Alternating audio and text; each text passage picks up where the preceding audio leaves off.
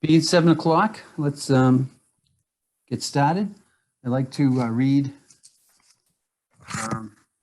This meeting of the Wilmington Finance Committee is being conducted via remote participation. No in-person attendance or of members of the public will be permitted, but every effort will be made to ensure that the public can adequately access the proceedings in real time via technological means. Members of the public who would like to listen to this meeting while in progress may also do so via telephone by dialing 1-646-558-8656 and entering ID number 851-4850-5989. Then press the pound sign, and then press the pound sign again, and the next voice prompt. At the next voice prompt, members of the public attending this meeting virtually will be allowed to make comments if they wish to do so during the portion of the hearing designated for public comment by following the steps previously noted by pressing *9 on their telephone keypad. This will notify the meeting host that the caller wishes to speak. In the event that despite our best efforts, we are not able to provide for real-time access, we'll post a record of this meeting on the town's website as soon as we are able. At this point in time, I'd like to call the meeting to order. And we'll do a roll call. Mary Ann Galizzo. Here. Jonathan Dugas. Present. Mr. Levino. Nope. Mr. Martinson. Nope. Mr. Neville. Here. Thank you. And Mr. Zmang. Present. Thank you. Everyone present. Jeff, would you like to give us a overview of the 2022 budget and where we stand? Sure, I can start, and then I'd ask Brian to jump in as well. At this point, obviously, we're only about a little over 6 months into the fiscal year. I think the most accounts are in good shape. The one area that we are watching, and I think is going to be a challenge for the balance of the year, is the police overtime. And if anyone has had an opportunity to take a look at the personnel book, you'll note that we've got a number of vacancies in there. I believe it's 7 altogether, and then we're seeking an additional position to fulfill a plan that we had started a couple of years ago. The issue that we're running into on the police, and certainly we can talk about this in more detail when the police chief comes in for his budget piece, but as you know, it's a civil service department, so we go through the civil service list. Individuals are pulled off the civil service list based upon their rank on testing that was done. They have to go through a pre-employment process, and then there's a fitness part of the program, the so-called Cooper standard. And when Chief Desmond is before you, he can talk more specifically, but it seems for whatever reason that these standards have been a bit of a challenge for a number of the people that have come off the civil service list. And I don't know the number offhand, but there have been several candidates who have gone through the testing program fitness piece and have not been able to meet the standards. We have, to this point, given them a second opportunity if they fail the first time. There's been personnel from the police department that have tried to work with some of these individuals, coach them along, if you will. We just had a couple of individuals recently. One was not able to make the cut on his second try. The other individual was not able to make the cut on the first try. So, of course, the consequence of that is that it just delays the process of getting people into these positions, because they can't get into the academy until they've passed this this fitness exam, and the academies are run at certain times of the year. It's not something that we control. So there's only certain windows of opportunity when we can get people into the academy. So, the chief, Joe Desmond and Brian Pupa, certainly Carrie has been involved in the process as well. We're continuing to push as hard as we can to get people through the process, but to some measure, it's out of our control in terms of the candidate's abilities to get through the fitness part of the exam. So with that, Brian, did you want to add anything more in terms of the expense side of things? I mean, the three big ones we typically look at that we keep you guys up to date on would be the police overtimes one. That's trending higher than the $675,000 that was budgeted. We'll keep you updated, obviously, throughout the spring to see how that progresses. But at this point, we're looking at probably going close to $800,000 at this rate. How are we doing on fire? How are we doing? I'm sorry, Brian. How are we doing on fire overtime? Fire's doing excellent right now. That's the next one. The three big ones that we like to keep you updated on are police, fire, and dispatch overtime, all three of them. Fire has been excellent. That was at the midway point of a little over 400,000. That's ticked up a little bit lately, but against the $1.4 million budget, there's still a lot of capacity there. The chief does expect that to ramp up very quickly in the coming months, but there's a lot of cushion right now for fire OT. Okay, now we had what, 7 firemen with the COVID in the last couple months? I don't know the specifics on that. I couldn't speak to that, but okay. Yeah, I don't know, Carrie. I know we've had a number of individuals that have had it at various points, which, as far as I know at the moment, well, there's one individual that may still have it, but we seem to have calmed down a bit. I don't know if you can speak to that, Carrie. We have. That's what I've been working on today. So thus far, I have 41 people in town, on the town side, not the school side, who have applied for the reimbursement money that we can get back from the state. It's up to $850 a week, and it includes the employer's cost of their benefits. So what happens is they submit a form along with their test results, and then I tell them how much time, the department head and the employee, how much time they get back for their sick time. So it varies because everyone has a different pay rate and everyone has different situation with their health insurance, and the town pays 3/4 of their health insurance. So it's a big spreadsheet, but we do have some people still out right now. It has calmed down a lot since a few weeks ago. We had a big peak. Okay, great. Thank you. Brian, you said that the chief expects it to ramp up in the next upcoming months. When you make that statement, does he expect more overtime in the next couple of months? I think it's a seasonality type thing too. So I don't know the details, but it Okay. typically trends around now. So It sounds like the overtime is being used to compensate for lack of personnel. Is there any cost saving for having those open positions relative to the overtime? Or is that sort of a wash? Well, That's what actually, we're working on. yeah, actually, a fire's couple an of years ago, issue. we authorized the town to hire quite a few more firefighters. Yeah. But due to COVID, the academies were closed down. So it created a problem in that area. So trying to get them through the academy is just a time lag. It really is, So Yeah, so for now though, fires and overtime's in very good shape, and then dispatch has been staying the course too. Dispatch overtime through the end of the calendar year was just under 70,000 against 175,000. So we're looking at, if it trends in this direction, about 140,000 expended year to date, which is a win at this rate. But I know that there's always staffing challenges in that office. So yeah, it has been for years. yep, I know. So But otherwise, the budget on the whole has stayed the course, as Jeff had mentioned. There's capital projects that have picked up.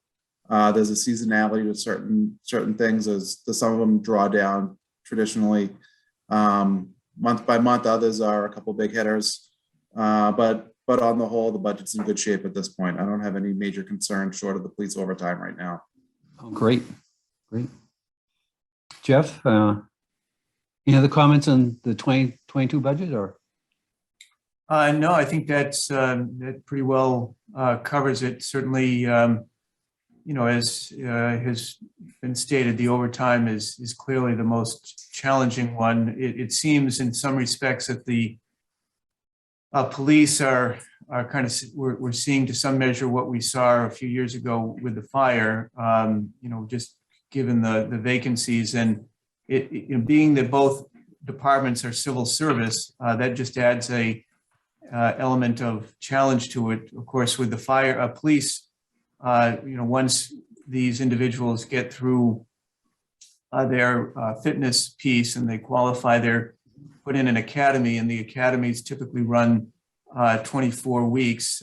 There's various academies around. There's one in Reading, one in Lowell. I think there's one down in Boylston. So we try to identify the closest one, obviously, but then they all have different timelines that they open up. So, they have to go through the academy for the 24 weeks. And of course that they have to pass that process, which, involves certain requirements. And then once they come out of the academy, we have an officer or officers that work with them to bring them up to speed on the town's police policies. So even once they get out of the academy, there's a bit of time before they're let loose, so to speak. Yeah. The only other line item I did just want to mention, John, was I know that Shelley had come before you as well, just to kind of keep you guys updated on the Board of Health, and they tapped into the extent as they could through the end of last December through CARES for a lot of its really contact tracing needs. We're going to try and use up ARPA money to the extent that they can. Okay. And then they had also got a small grant from MAPC as well that they're using. So we're trying to use as much other sources as we can. Sorry. Also, at that meeting, she was told if we need to go into the reserve fund, we can do it. Yes. To make sure she can do her job. Yep. And I told her too that that's the truest sense of the definition of what your reserve fund is for her to sound the alarm. It's something that's completely unbudgeted, completely unplanned for, and a need for the town. So, but what she needs, we have to continue it. That's what. Yes, absolutely. I've told her that too after your meeting. So. Okay. Thank you. Thank you. Jeff, do you want to start on 2023? Yes. So what I thought I would do is I certainly don't want to repeat yesterday's piece, but just to perhaps highlight some of what was said yesterday, and then we can take you through different portions of the budget.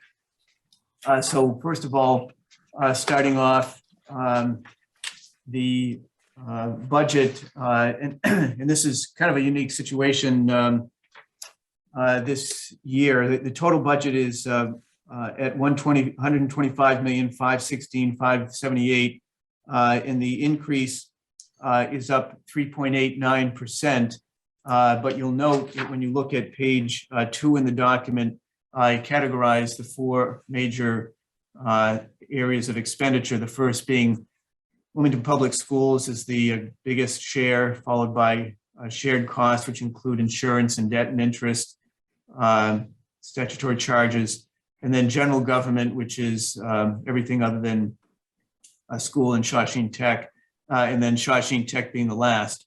And you'll see at the bottom of that table, it references 4.83, and that is the difference here is because this past year, our auditors, in going through their process with us, noted that we, as you know, receive money from Comcast and Verizon for it's paid in by cable subscribers that still subscribe to cable. Those funds come to the town, and you'll remember that the last several years now, that money gets appropriated at town meeting, it authorizes the town essentially to transfer those funds to WCTV, and it supports their operation. It comes out to about $525,000, or that's what we are estimating. And then separately from that, on our ambulance services, so there's a line item in here for ambulance revenue. Historically, what we've done is included the revenue net of the expenses associated with advanced life support. So as you know, we have fire and EMS basic life support, but we contract with Action Ambulance for advanced life support. And so there's a cost associated with that. And in the past, what we've done is taken that amount off the top, so to speak, and then put the net amount in for revenue. The auditors have said that they would prefer to see us on the PEG side put that amount into our budget as an expense, and then also, it comes in as a revenue as well. So it's essentially a wash. And then similarly with our ambulance service, they want to see us reflect the full amount of the revenue, and then on the cost side, identify the amount that we're paying for services to Action Ambulance. So the consequence of that is that the budget amount that we're showing this year is increased by $1,125,000. So makes it a little confusing, but if you compare that, our current budget to the, I say the 23 budget, fiscal 23 budget, to our current budget, the gross increase, if you will, is 4.83. But from my perspective, we're really comparing apples and oranges, because in our current budget, we weren't showing those expenses. So I just want to point that out, because I do think that's important to understand that, we're following the directives of our audit firm, and it'll show this kind of additional bump, if you will, for this fiscal year. And just to follow up on that, one other point is it's not tax levy money. This is purely money that's increased on both the revenue and the expense side of the ledgers here. It's purely just a presentation change. Sorry. No, go ahead. I have a question. Okay, no, it's purely just a presentation change as directed by the auditors. Historically, the cable access had been always voted and then paid directly out of the special revenue, with their preference is to transfer the money in. So it's an additional source to the general fund, and then it's paid out of the general fund. So it's an expense there as well. So it increases both the revenue and expense side to the extent of the funds we receive. And then on the ambulance, it had always been netted where it shouldn't have been. It should always been reported gross on the revenue and then gross on the expense side. And that's just an adjustment in the way things have been done. So the revenue is up 600 and the expense is up 600 from the ambulance. Did the auditors give any other discrepancies that we need to fix, or? This is the funny thing. That's not even really it's just a presentation thing. It wasn't really even a finding. Okay. Yeah. So it was just more of a suggestion or guideline that they wanted us to fix. That was the biggest piece. Okay. So then I think it would be helpful to just focus on the biggest increases across the board in terms of the budget. One of the categories is in the town's salary adjustment account. In the current fiscal year, we have $900,000 budgeted there. We're looking to increase that by $200,000. In part, that's because we have 5 collective bargaining agreements that are expiring at the end of this fiscal year. So we have the 2 police groups, our 2 ASME groups, which are the custodial and building maintenance, and then our clerical, public works and library personnel, and our dispatch group are all have contracts expiring at the end of the fiscal year. And then we are also anticipating a number of individuals who have been with the town for many years are going to be retiring. So one of the things that one of the expenses that the salary adjustment addresses is not only the COLAs that are issued through collective bargaining, but people's payout for unused sick time or personal time and so on. So that's one category of increase of significance. Schools, Wilmington schools, their salaries are budgeted to increase $951,099. They're in bargaining with their teachers group and some ancillary groups. And this also includes step and lane changes. Then we have the Shawshene Tech. The last 2 years, we've seen a big uptick in the numbers.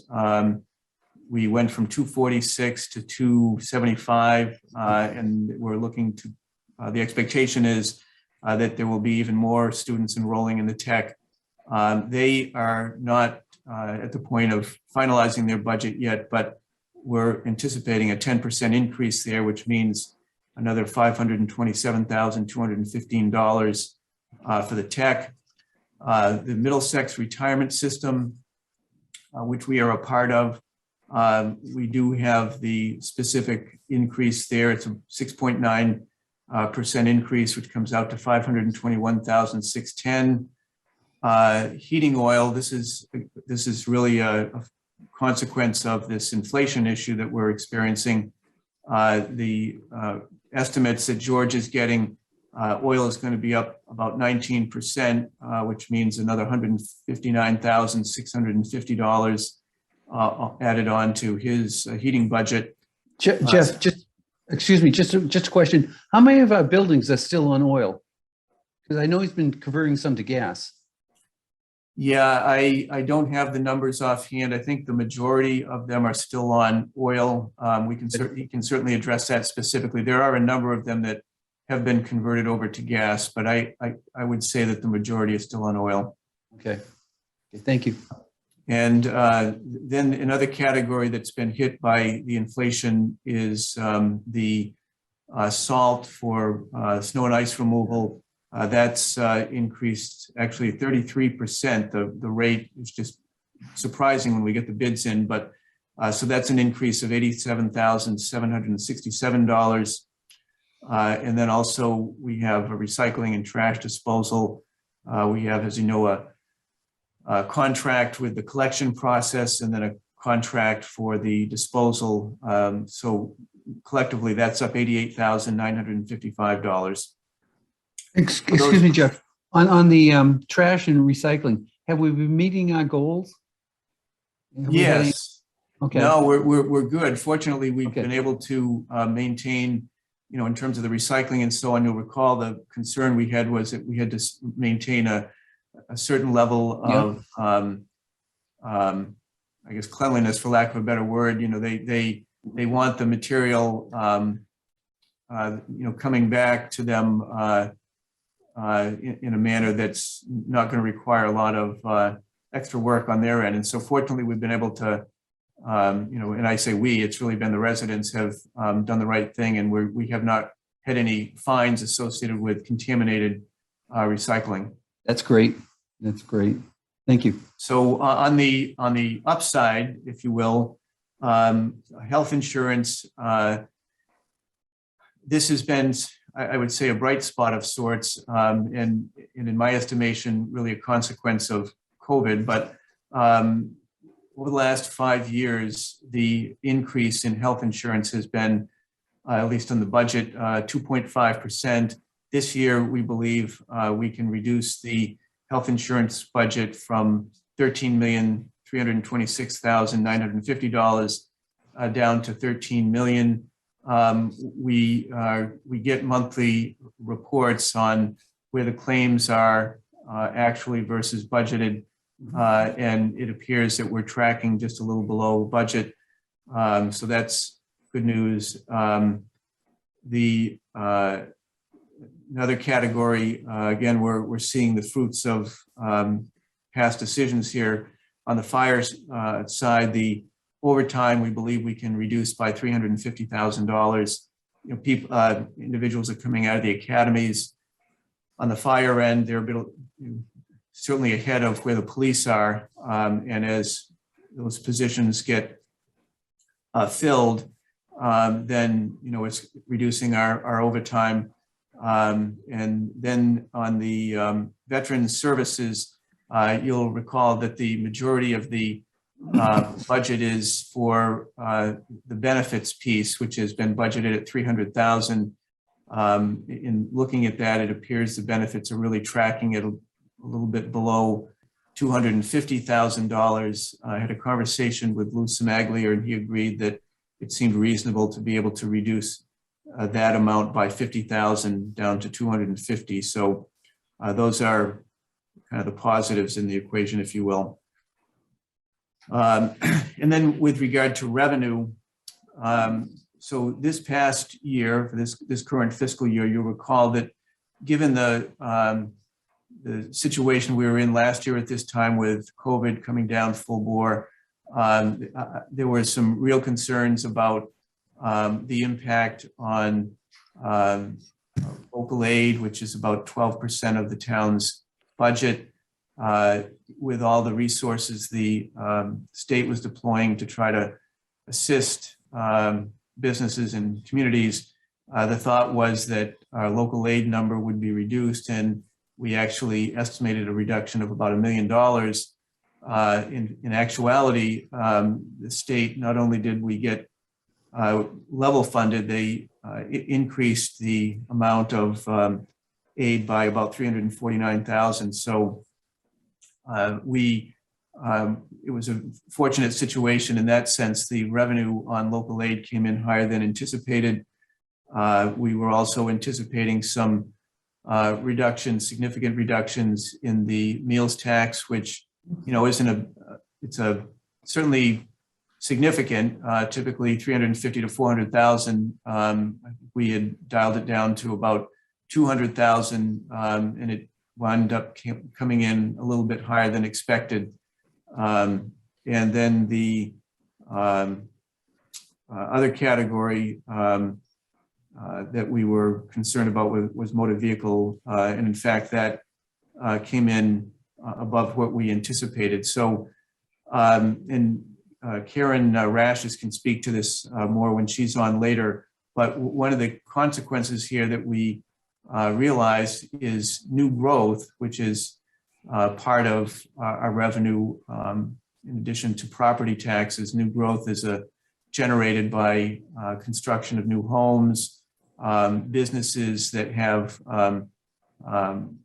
depending upon how they're set up and organized, their personal property can be taxed. Typically, we budget new growth at 1.1 million. It came in at over $2 million for the current fiscal year. So that was significant, although I would consider this to be an outlier of sorts, because we had one company that actually reorganized, and so based upon their new setup, their personal property is now taxable. So that was a significant hit for them and an advantage for us.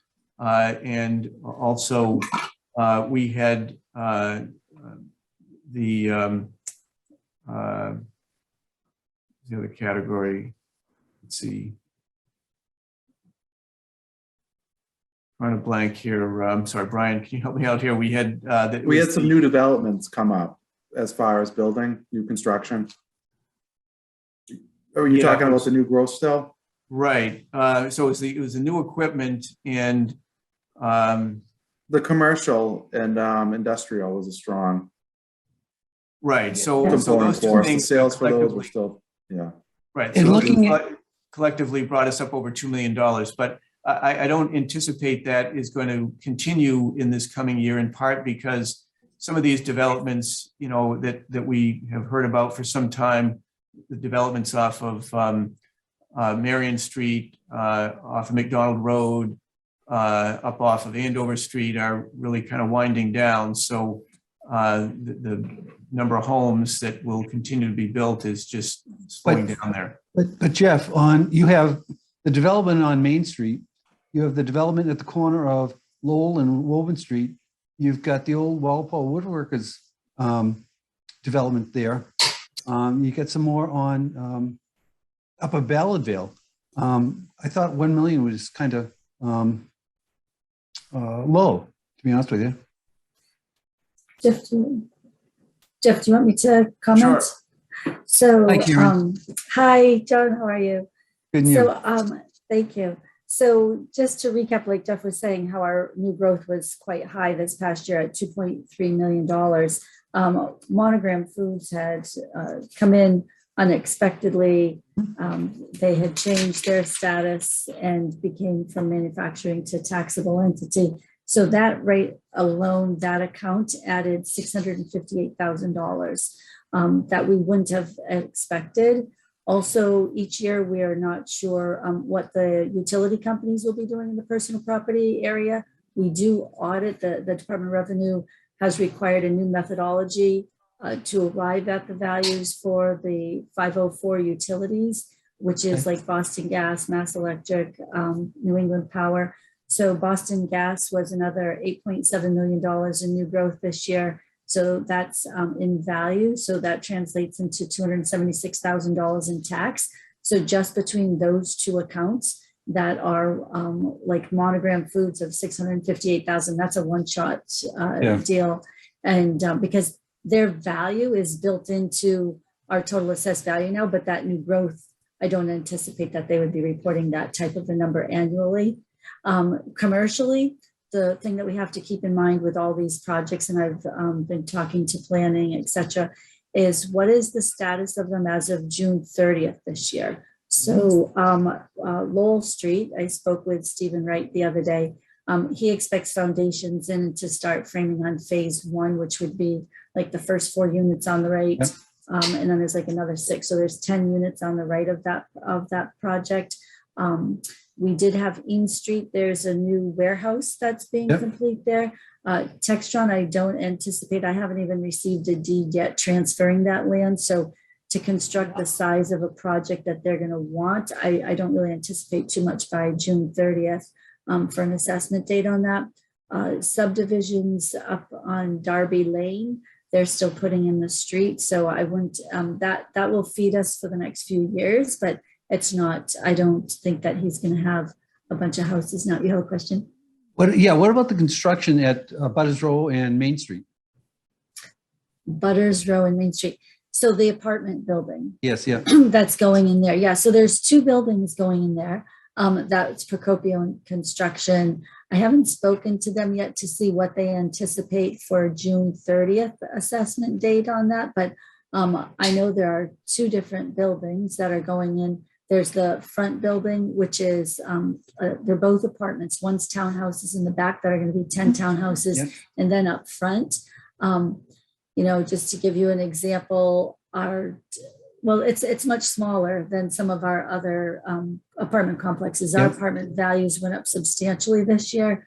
So they're, all in the like $25 million range on the smaller size, the 100 unit project. So that will add value. I don't expect it to be done June 30th, but it certainly would be adding. The other thing on that construction is those get added into the residential class. So this year, I don't know if we realize with the classification hearing when we discussed this with the selectmen, this past year, fiscal 22, we had the lowest average single family tax bill increase that we have had in 10 years. It was only $64 on the average residential bill, and the average values went up 7.1%. So based upon what we've seen in calendar year 2021, what we had for sales, those values are going to be strong and increasing again this year. So our residential class will be going up substantially. And when we're getting new growth in that residential class, it sometimes affects the shift to affect what's going to happen. So I'm hoping that we'll get more commercial new growth. We do have something up on John Spinn Road. We also have something up on the corner of Andover and 125 of projected projects. It's just they're not there yet. And you also have analog that gets added on just like. Well, 5% actually, that a was year. my next question. When does the TIF end? When we hit the amount of the agreement, which was that the $5 million in agreement. I believe it was not more than, it was more than 8 projected years. to be around 5 to 8, but yeah, the 8 years was the end of Yeah. that. So we're probably about a little over halfway there. So again, and that's a portion of that value gets added each year. So the balance is trying to have your commercial value increase as much as your residential. But what happens is oftentimes, I mean, before we even shift, Wilmington is primarily a residential community, around 72% residential. So when we do the shift, then the residential class is only paying around 59% of the budget. So that's the benefit of doing that shift. But what happens is if your residential class increases substantially more than the commercial industrial, that's when the residential class ends up paying more. So it might go from 59% to 60% of the budget. Your values, can do nothing. It's just that more value in that class. It just automatically that's going to happen. So this year was a fantastic year for residential properties in that their average bill went up the smallest amount in the last 10 years. I don't know if that helps or answers the question, but yes, it does. It does. Okay. It does. Thank you. Okay. You're welcome. Jeff? So I guess just to conclude in terms of the revenue piece, so we're level funding our local aid, which we typically do. I would fully expect, at least the indications are this year, that we will at least receive level funding of local aid. I know there was an indication here not long ago that there may be an increase of something in the order of 2.7%. I think that was tossed out. As you know, typically the governor will have his state of the state, and then he'll issue his proposed budget. Ultimately, the House and the Senate will come up with their own budgets and come up with a conciliation package, and we usually don't get that until the end of the fiscal year. So, we're well beyond town meeting at that point. So, I think it's reasonable to expect level funding there. The other categories of revenue, local receipts, which are the meals tax, building inspections, dog licenses, and the like, we're expecting a slight decline there. Also, motor vehicles is another category which we looked at, and the sales were pretty robust this year. But as we've seen in certainly the news media, and if you go by a dealership, you'll see there's a lot of empty pavement out there, and so what we're hearing, vehicles are being sold at above the asking price. We're anticipating far fewer new vehicle purchases in the coming year. The way the formula works, it's advantageous when a lot of people are buying new vehicles, but the value drops off pretty precipitously after that, and then that causes a impact on our motor vehicle excise. So we've reduced the estimate on motor vehicle excise down to 4.1 million, which is about a $500,000 difference from where we are this year.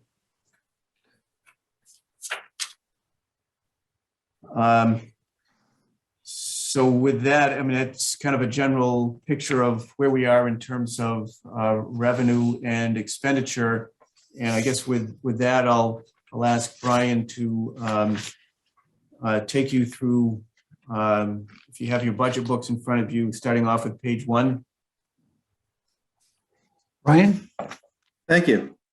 Yeah, no, I was just like I did the last couple of years, and just like we did in the fall too. I'd be happy to take you guys step by step through the budget book, as Jeff said, starting on page 1, going through the revenues to kind of let you know where the foundation comes from for the bottom line to work into the expenditures. And I know that Jeff went through these pretty thoroughly here, but if you look on page 1, the first and biggest component is the tax levy.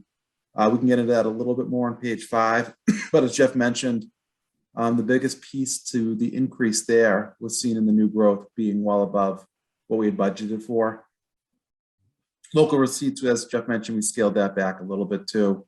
The largest piece in there is the motor vehicle excise. And excuse me, with the potential in sales being down, as reported in December, of up to 25% of new vehicles for year over year, that will potentially leave a pretty good size indent on motor vehicle excise. As Jeff mentioned, the excise bills weigh pretty heavily in the first 2 years of the vehicles and then scale back pretty dramatically. Local aid, as Jeff mentioned, is we're looking at using the baseline as the figures we got, I believe, in July when it was finally passed for FY22's local aid budget.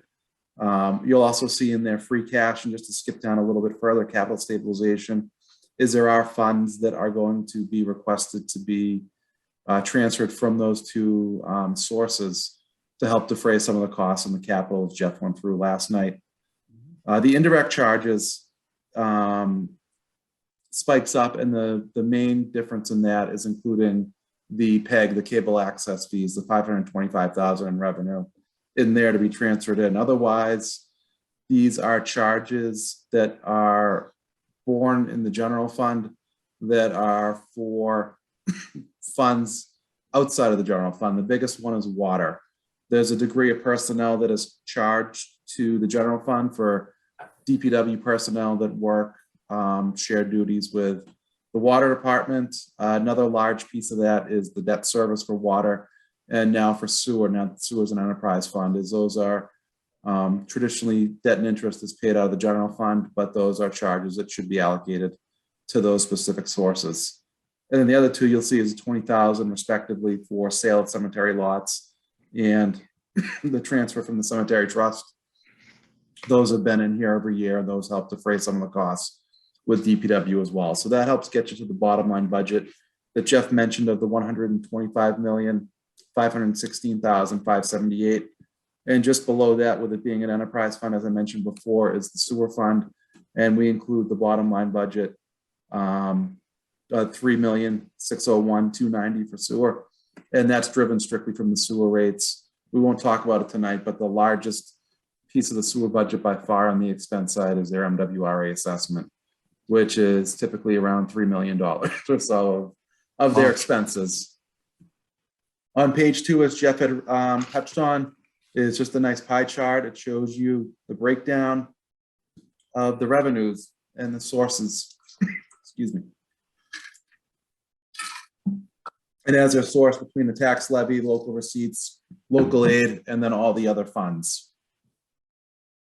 On page 3, it's going to give you a comparison of the actuals from FY21 by these sources, where they were budgeted at for FY22, and then the proposed budget for FY23. And it's going to show you the breakdown and the differences on a dollar figure and percentage basis there. Page Brian, 4 what's is just, I'm sorry, go ahead. What's the current balance in the free cash and capitalization fund? The current Free balance? cash was certified as of July 1 at $32,700,000 and change. And the capital stabilization fund was about 16.1 million as of June 30th. Okay, thank you.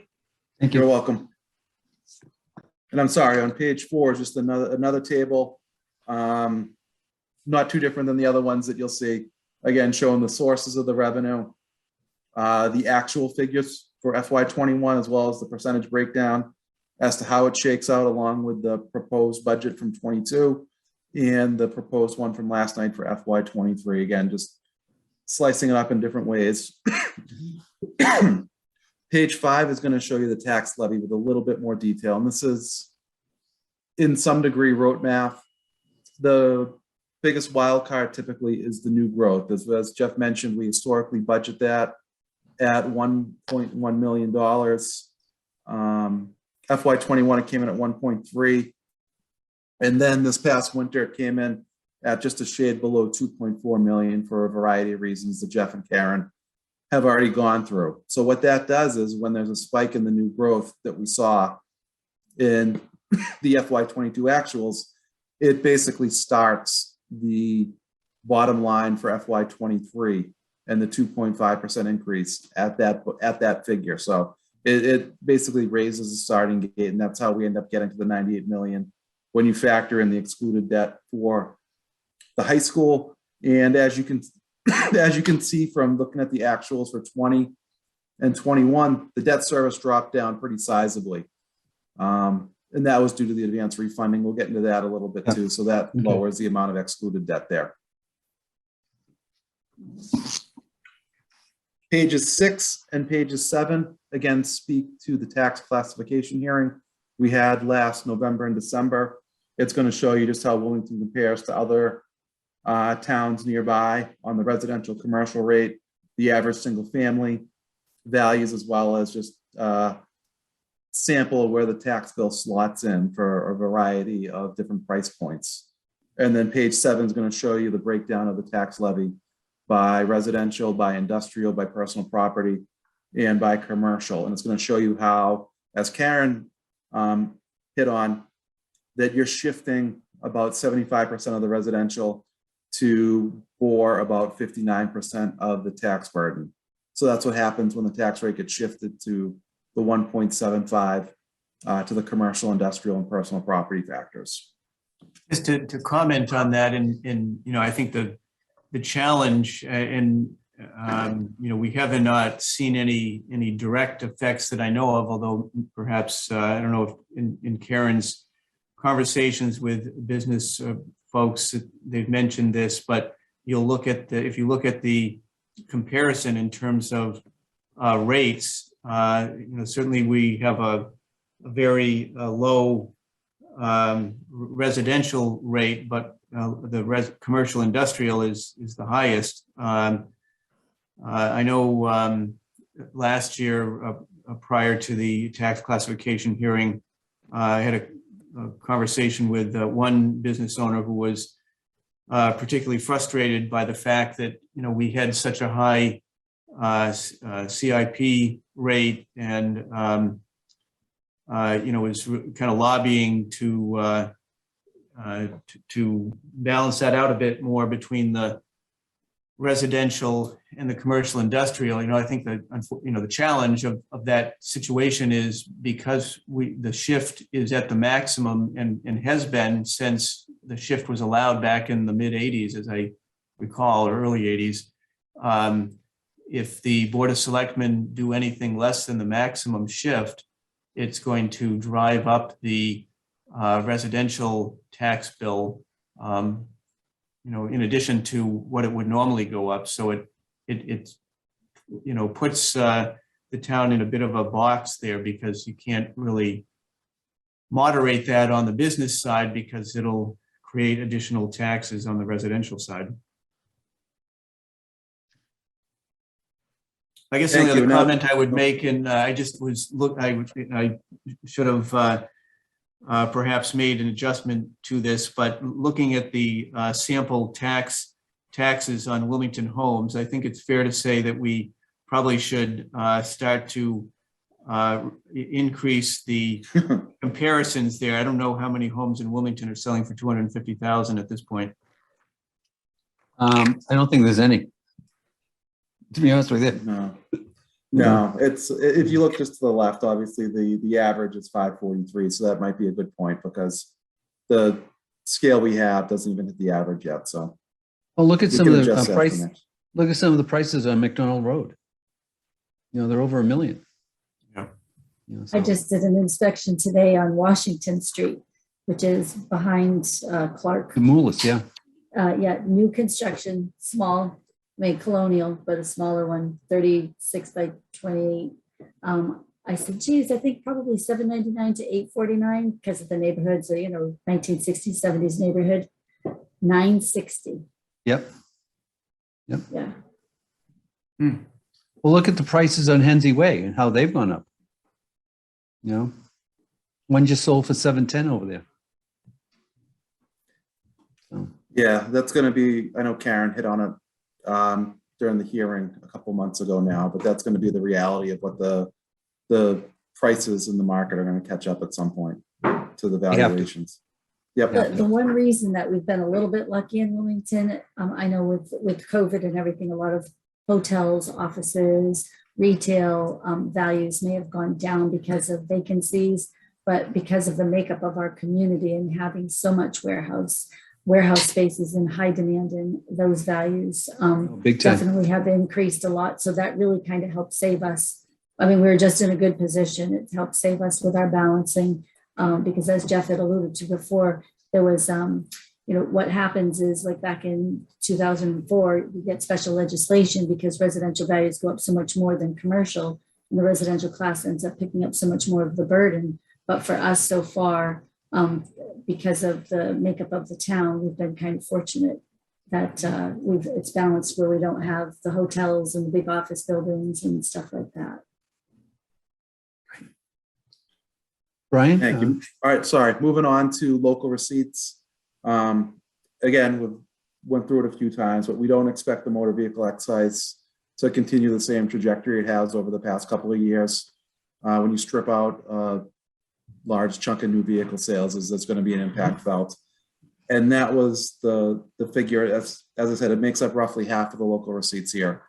And that was the one that Jeff and I had an inordinate amount of conversation about, trying to figure out where to place the projection here. And we, as a policy and as a practice for the town, we try and remain conservative in our projections for revenues, because we need to have the revenues be there. If there's a shortfall there, it throws everything else out of whack, to say the least. And if you have a revenue shortfall or revenue deficit, it's going to cause some significant problems for the town on many levels. The meals tax, as Jeff touched on, came in at $316,000 last year. We didn't really have much expectation for that based on the status of COVID and the status of, well, obviously you couldn't go out to bars or restaurants. You could get some takeout, you could do some curbside, but it was an incredibly challenging environment last year to try and put a finger on. And it's still tricky, as everyone knows. We're in a different spot than we were a year ago, but there's still no shortage of challenges. So we try to remain a little bit conservative with that number. Ones that do jump out is if you look at the payment in lieu of taxes as pilot, that looks volatile if you look at the history, where That was going to be my question. Yep. And what happens is that is a timing issue. It's the biggest piece that we get is from Reading Light District, RMLD. We get about $840,000 a year from them in two payments. One typically at the end of December and one typically at the end of June. The challenge with that is the fiscal year closes at the end of June. So if there's a delay in the June payment, it get one. So as you can see, is 1 year we reported 3 payments and 1 year we reported 1 payment. So what happens is it's strictly a timing thing, and it should be smoothed out to about 800 and change is what you typically look at for that line. What other entities are in lieu of taxes? There's the selectmen collect a few of them, but the Reading Light is 99% of it. So you get about 3 to 5,000 on one end, and the largest is Reading Light by far. Okay. You will notice below that charges for service or ambulance, that's jumped up, and as Jeff touched on earlier too, that's just from grossing up the revenue as opposed to netting it out. And not treating it as a custodial fund, because it's not a custodial fund. When you look at the history of building permits, building inspections, that was through the roof. That was uncharacteristic from 21. We believe that's a byproduct of COVID as well, and all the home building projects, and not a trend. So Now, was that part of analog? no, a lot of that is smaller ones. Really? Okay. Yeah. Yep. Okay. Yeah, between building, wire, et cetera, et cetera. So those are the most notable ones. We have seen some pretty dramatic figures in investment income for the past couple of years, which is not something we can hang our hats on continuing, especially with the future of just the investment market. It's tough to try and project the massive gains we had, where they were in FY22, it more than doubled our projection, and that's something we feel we need to remain conservative with. Your licenses and permit fees have taken a huge dive. You went from 270 to 100,000. Yeah, that's almost like a catch-all for some of the other ones. So it's, Okay. yeah. Otherwise, we tried to keep everything as in line as we can. Library was, when we looked at some of the other ones we had in discussions on library, it's not, it is shown here actually, is FY22 just reflects the fact that it was COVID and it couldn't be open for a period of time, and they had to change their business model more or less. Yep. It's not a big dollar moneymaker, but it's just something that you have to talk about and you have to factor into the adjustments when you're looking at that. So that's how we get to just a shade below 8.3 on the local receipts. Mhm. Page 9 is local aid, as Jeff touched on as well. We try to remain conservative as a policy in our projections of revenue. Not as dramatic as our FY22 projections, where at that point, the figures due to COVID and collections did not look as promising as they do now. And again, as Jeff mentioned, I think the governor is doing his state of the state, possibly even tonight. I'm not even sure. He but is doing it tonight. I think, so he's going to throw out a number, and then we're going to wait until well after town meeting until we get a firm figure. So it's historically we get that in June, and then that slid a couple of years ago to December, and last year in July. And we don't expect anything to be much, to be too firm when we get to the April 30th meeting. So that's where we are with local aid. Page 10 is the indirect charges, as I touched on earlier. Water is the biggest piece for this. These are costs, as I said before, that are borne and paid in the general fund and need to get transferred to be covered. The biggest pieces is debt service, water, and sewer. There's insurance costs, there's retirement, there's insurance. And then there's a new line item in there, which is receipts reserved for appropriation, which is the cable access. That's voted every year. The money is literally a pass through. The revenue that gets reported matches dollar for dollar, penny for penny for the amount then turned over and paid out. And it's just strictly a change in practice where the auditors prefer it to be paid out of the general fund. So it's in there. Have those contracts been signed? Because weren't they up for renewal this year? So the Comcast license still has some number of years on it. I forget now the number. I think it was renewed maybe 3 or 4 years ago. The Verizon one is coming up.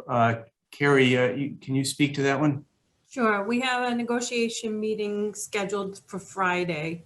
So I don't expect it's going to take too much longer. We will ask them at that time for an extension, because right now the current license expires February 25th. We're just trying to get a good date of when we get an extension to. Yep. Great, thank you. Yeah, and then two things you may note too in the indirect charges is the increase on the miscellaneous debt is for the water. They have a short-term note.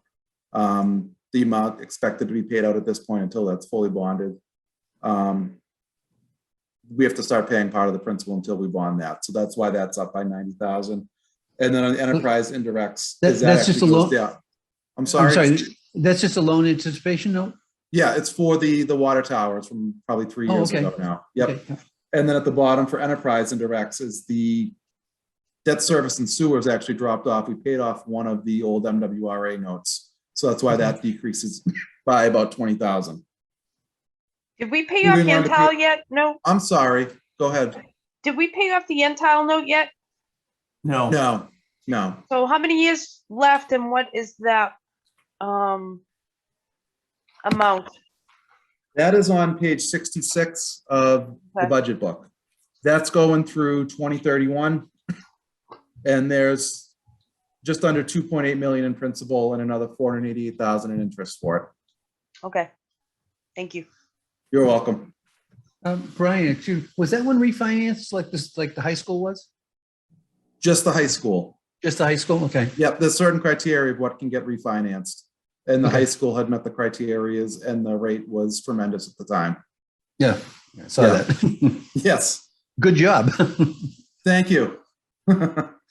I credit our bond advisor is very good, and she keeps us up to date on anything like that. Anytime we have an opportunity to strike is worth the time committed to do it. Oh, big time. Big time. I'll get into more of that in a little bit when I get to the interest, but I think it was when you look at the savings over 16 or 17 years at about 230,000, it comes out to 3 million or so, if not more. Good savings. Yeah. Page 11 is the first time we actually look at just showing the breakdown of the budget on the expenditure side. And that's just another table breaking it down that Jeff shows in his presentation from last night by municipal, by education, and by shared cost. That has the total recommended budget that matches the budget we just went through for the revenues as we present a balanced budget. The 4.8%, we're trying to explain this over and over again, that it's not an apples to apples comparison. And if you did apply the PEG fund and the ambulance from the prior years, we were looking at 3.89% of apples to apples comparison. But I just want to make that as clear as I possibly can.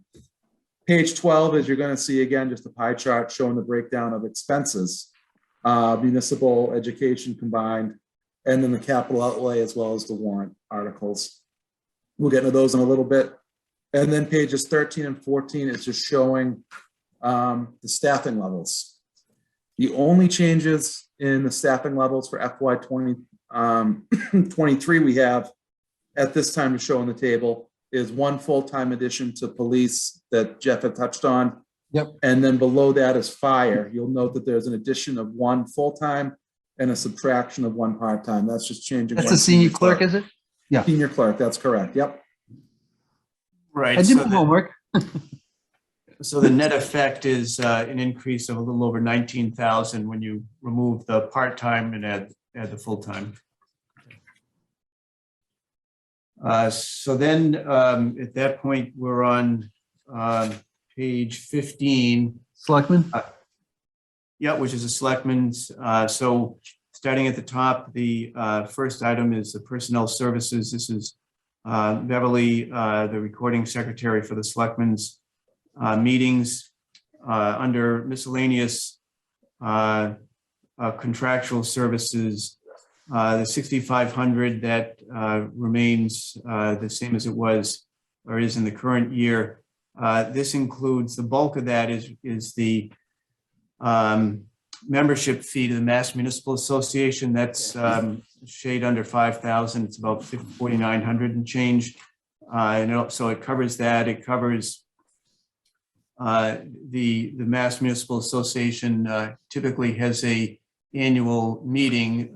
They were slated to have it in person this year, and at the last minute it went remote. But that's a 3-day event. Covers the cost for board members if they are interested in attending.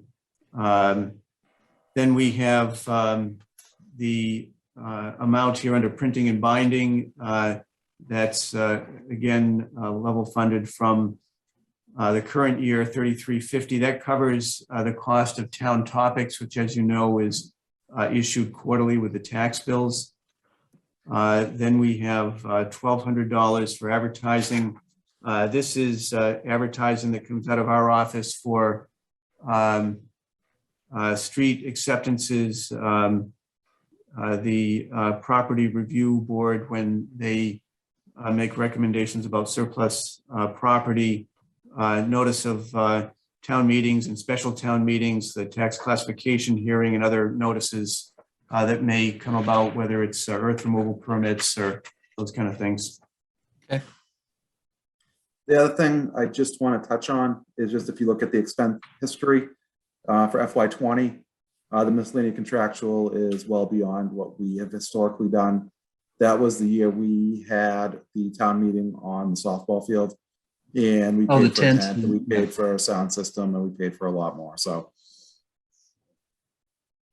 any questions from the committee for Jeff or Brian on the selectmen? Seeing none? No, I'm good. Thank you. Okay, next, Jeff. So the next one, we're going to skip 16 because this is taken up under the town clerk, and the same for 18. And then we'll go to page 20, which is the Finance Committee. Again, the 1913 is the recording secretary compensation for covering your meetings. Really the major part of the Finance Committee budget is the printing of the Finance Committee book. As you know, that goes out to all households before annual town meeting. And then beyond that, there's a small amount for the municipal finance membership to MMA, and a couple $100 for training, $25 for office supplies. So it's a pretty stable budget there. Any questions from the committee to Jeff or Brian on Finance Committee? None. Next. Next is my office's budget, the town manager budget. So first in line is the salary amount, which was based at the time on my salary as of the contract. As you probably know, the board signed a contract with me for 3 years. The adjustment is in this fiscal year is 1.75%. So that number will increase by 1.75. And the expectation is it would come out of the salary adjustment account. The other positions here include the assistant town manager, our HR generalist, the senior clerk, and then we have purchasing and a personnel position in there. So that's what the 428,210 represents. Jeff, when does And the then new the administrative assistant. okay, when does the new assistant town manager start? She starts January 31st. So yes, it's Susan Inman. Yeah, I saw that. Yeah, so she'll start at the end of the month. So Kerry's retirement party is January 30th? Right now on TV. Right. No, I'm going to keep Susan busy for a couple of weeks. That's great. That's great.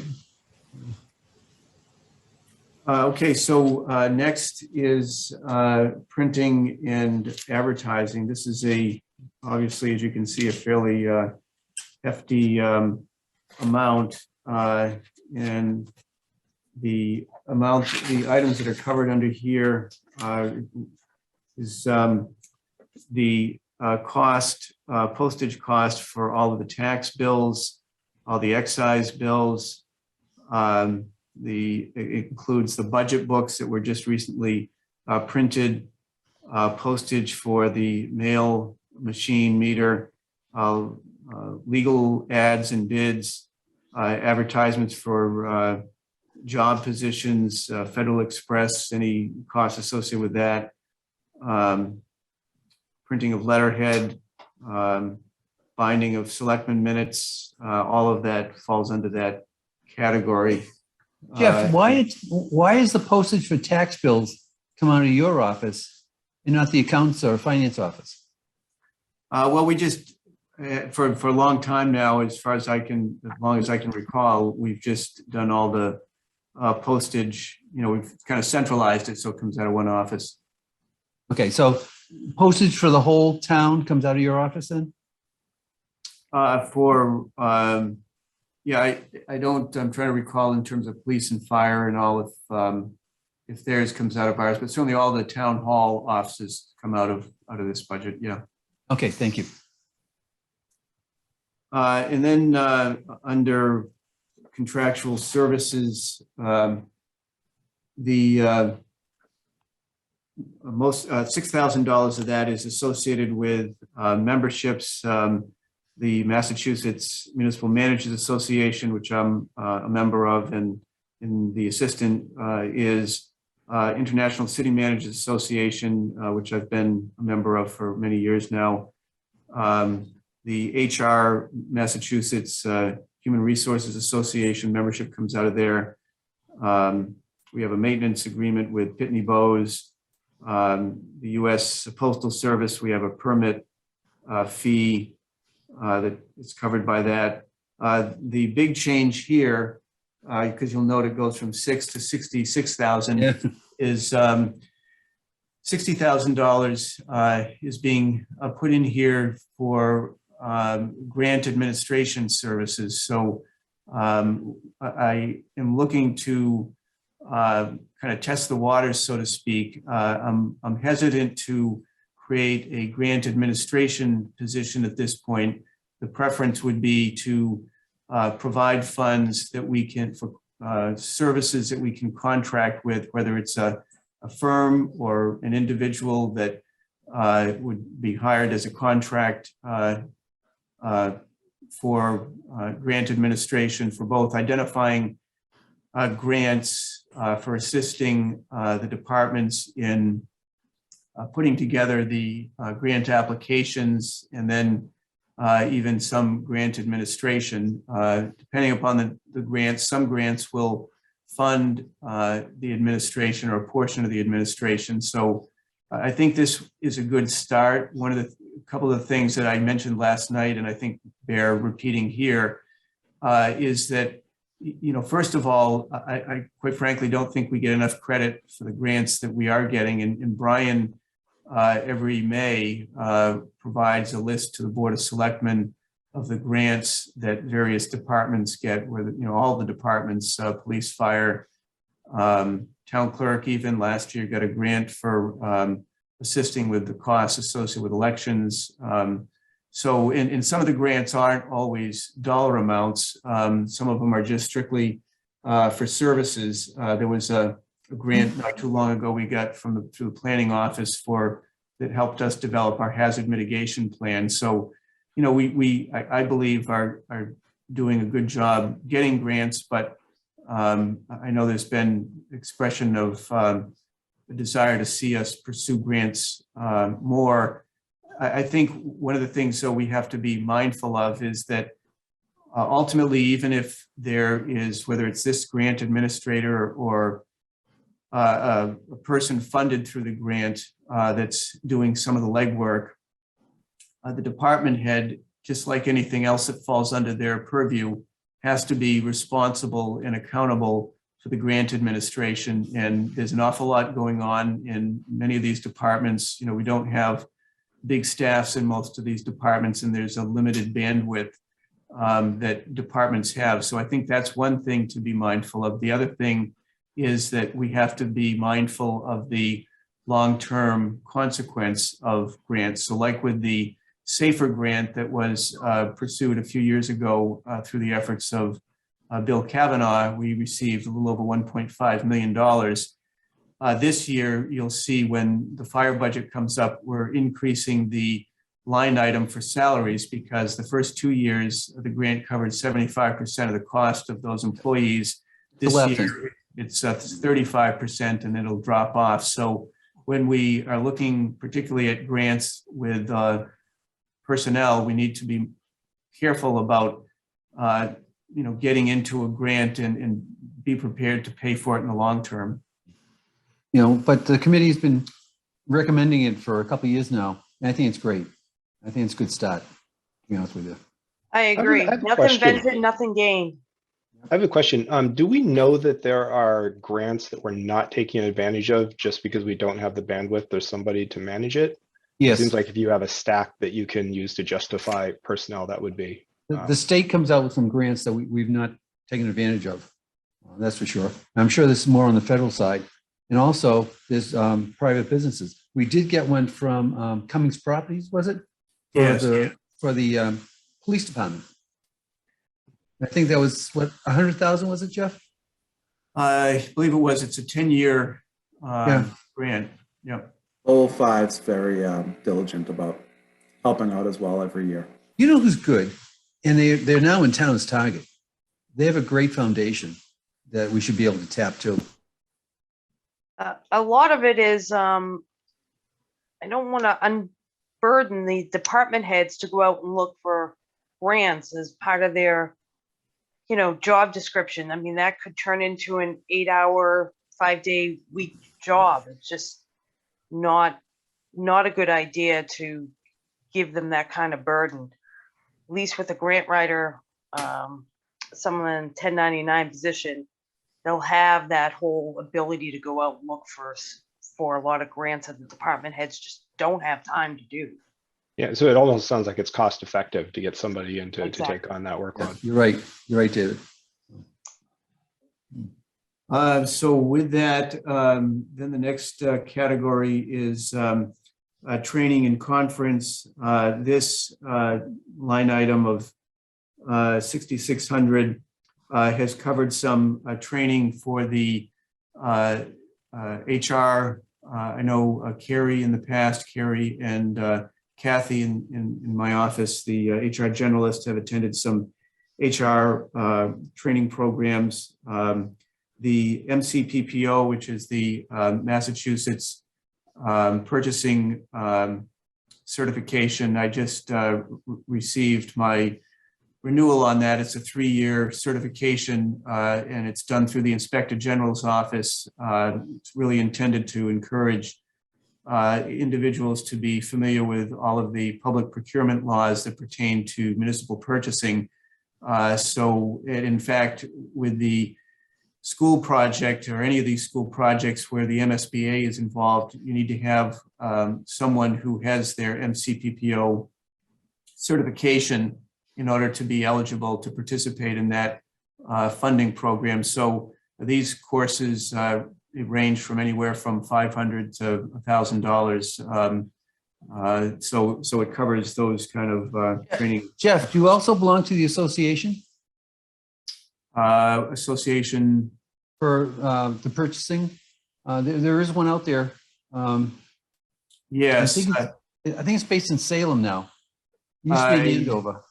Okay, yeah, I'm familiar with it. I am not currently a member, no, but I am familiar with it. You might want to look into it because they offer some nice courses and some advice, which is good. Yeah, sure.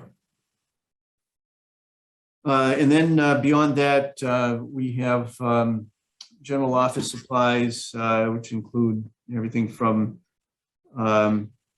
paper, license, paper that we issue our licenses on for alcohol and the various other licensed common victualers and so on, notebooks and steno pads and so on. Now, for licenses and stuff like that, why wouldn't that be in the clerk's office? Well, so some of the licenses are issued by the Board of Selectmen, for example, Okay. Common victualers, alcohol licenses. There are a number of licenses that the Board of Selectmen issue. Okay. Any questions for Jeff or Brian regarding the town manager's office? No, but I'd like to do commentary here on and ask the town manager through you, John. Go ahead. Going forward, I'd like to get and even for the new members, a breakdown by the department heads and what their contractual services are. Just, a simple spreadsheet that lists out that dollar amount.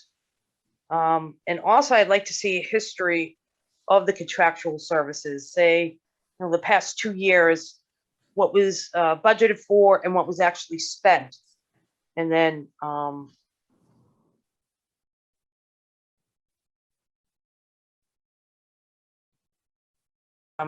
history, and for the benefit of everybody, seeing what that breakdown of line items of exaction, seeing what their contractual services are and what they're spending it on. Brian, is that doable easily? Or Easy, no, but we'll do something. We'll pull it together. It's okay. Thank I you. think it would be kind of easy for the department heads to pull it together since they're putting in their budget the contractual services. They must have an idea of the breakdown of what they're asking. yeah, no, we do. We Yeah. have the detail for it, but to pull them together from each department isn't as seamless as you would hope. But we'll just if they just all put them in a spreadsheet, you can copy and Yeah, paste or put it it's in your just tabs. something but- simple, a but that- spreadsheet, yeah. fine. Yep. Thank you. Thank you. All right, so next we're going to page 23, which I'll have Brian address since that's his. Yeah, and what I'll do is because we skip over IT because you will have IT later Oh, on John in a in. couple weeks. Yeah, yeah. You'll have John later on, but what I do want to touch on, at least just for your information is where we stand with Munis. Is we're not live yet, unfortunately. So have at it. I'm sorry, we're not live yet. The hope was to go live in the winter, late fall.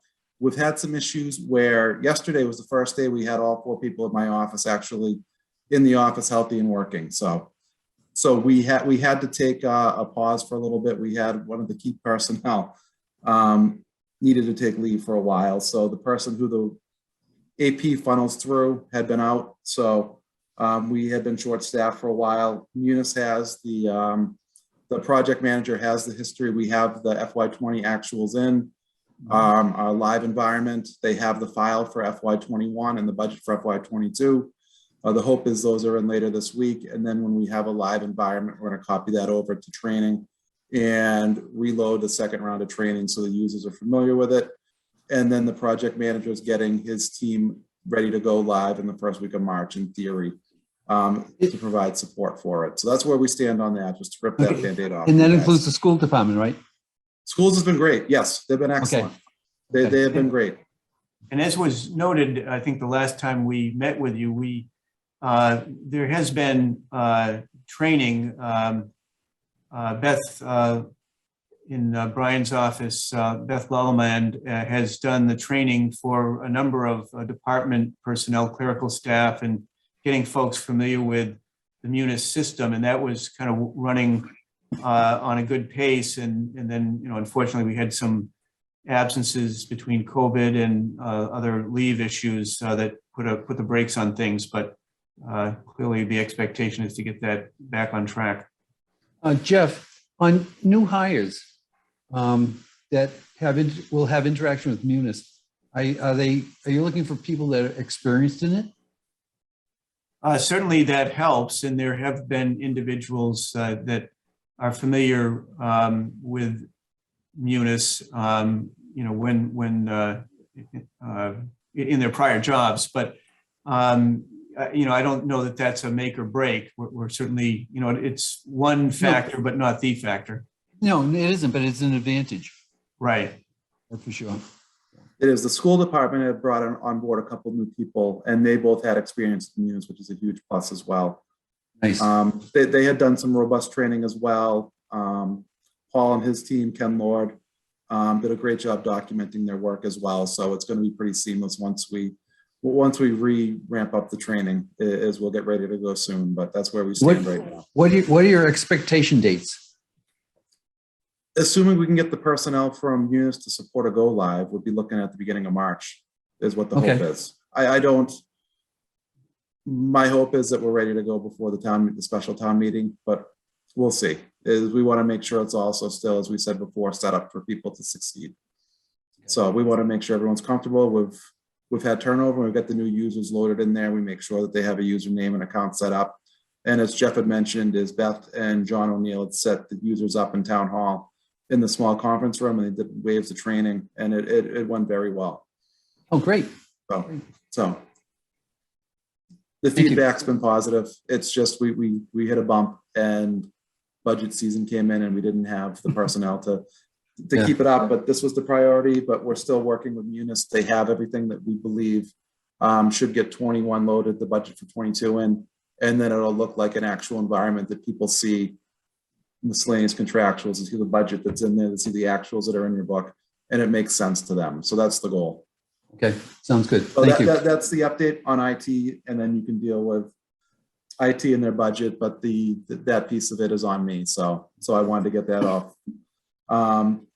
Finance, town accountant, the bottom line budget is pretty similar. If you look through the staffing, finance and other full-time is we have myself.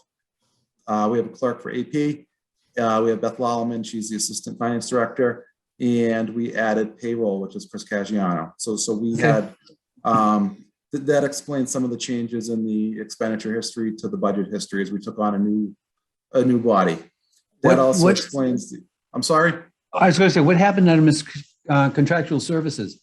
Every other year, we have the OPEB study. That's every other year. And that's about $10,000 or so, $9,000 to $10,000, depending on the extent of it. So that varies every other year. It spikes up to about 11 and change.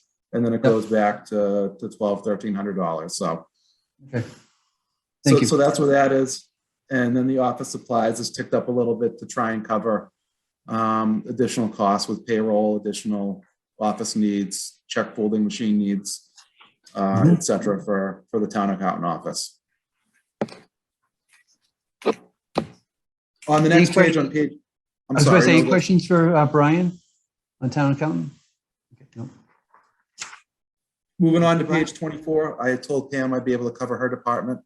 Okay. Again, bottom line, budget figure pretty similar to the prior year, though there have been some changes in personnel. There is some retirements coming up in her department. We've had the personnel basically slot up, and we're going to be seeking to fill a clerk in her office very shortly. I think it's actually been posted, and it's just everyone else had basically took a step up in the office. So we're working on filling that. Her miscellaneous contractual went up because the jet mail cost for billing for doing the files gone up dramatically just through cost of inflation.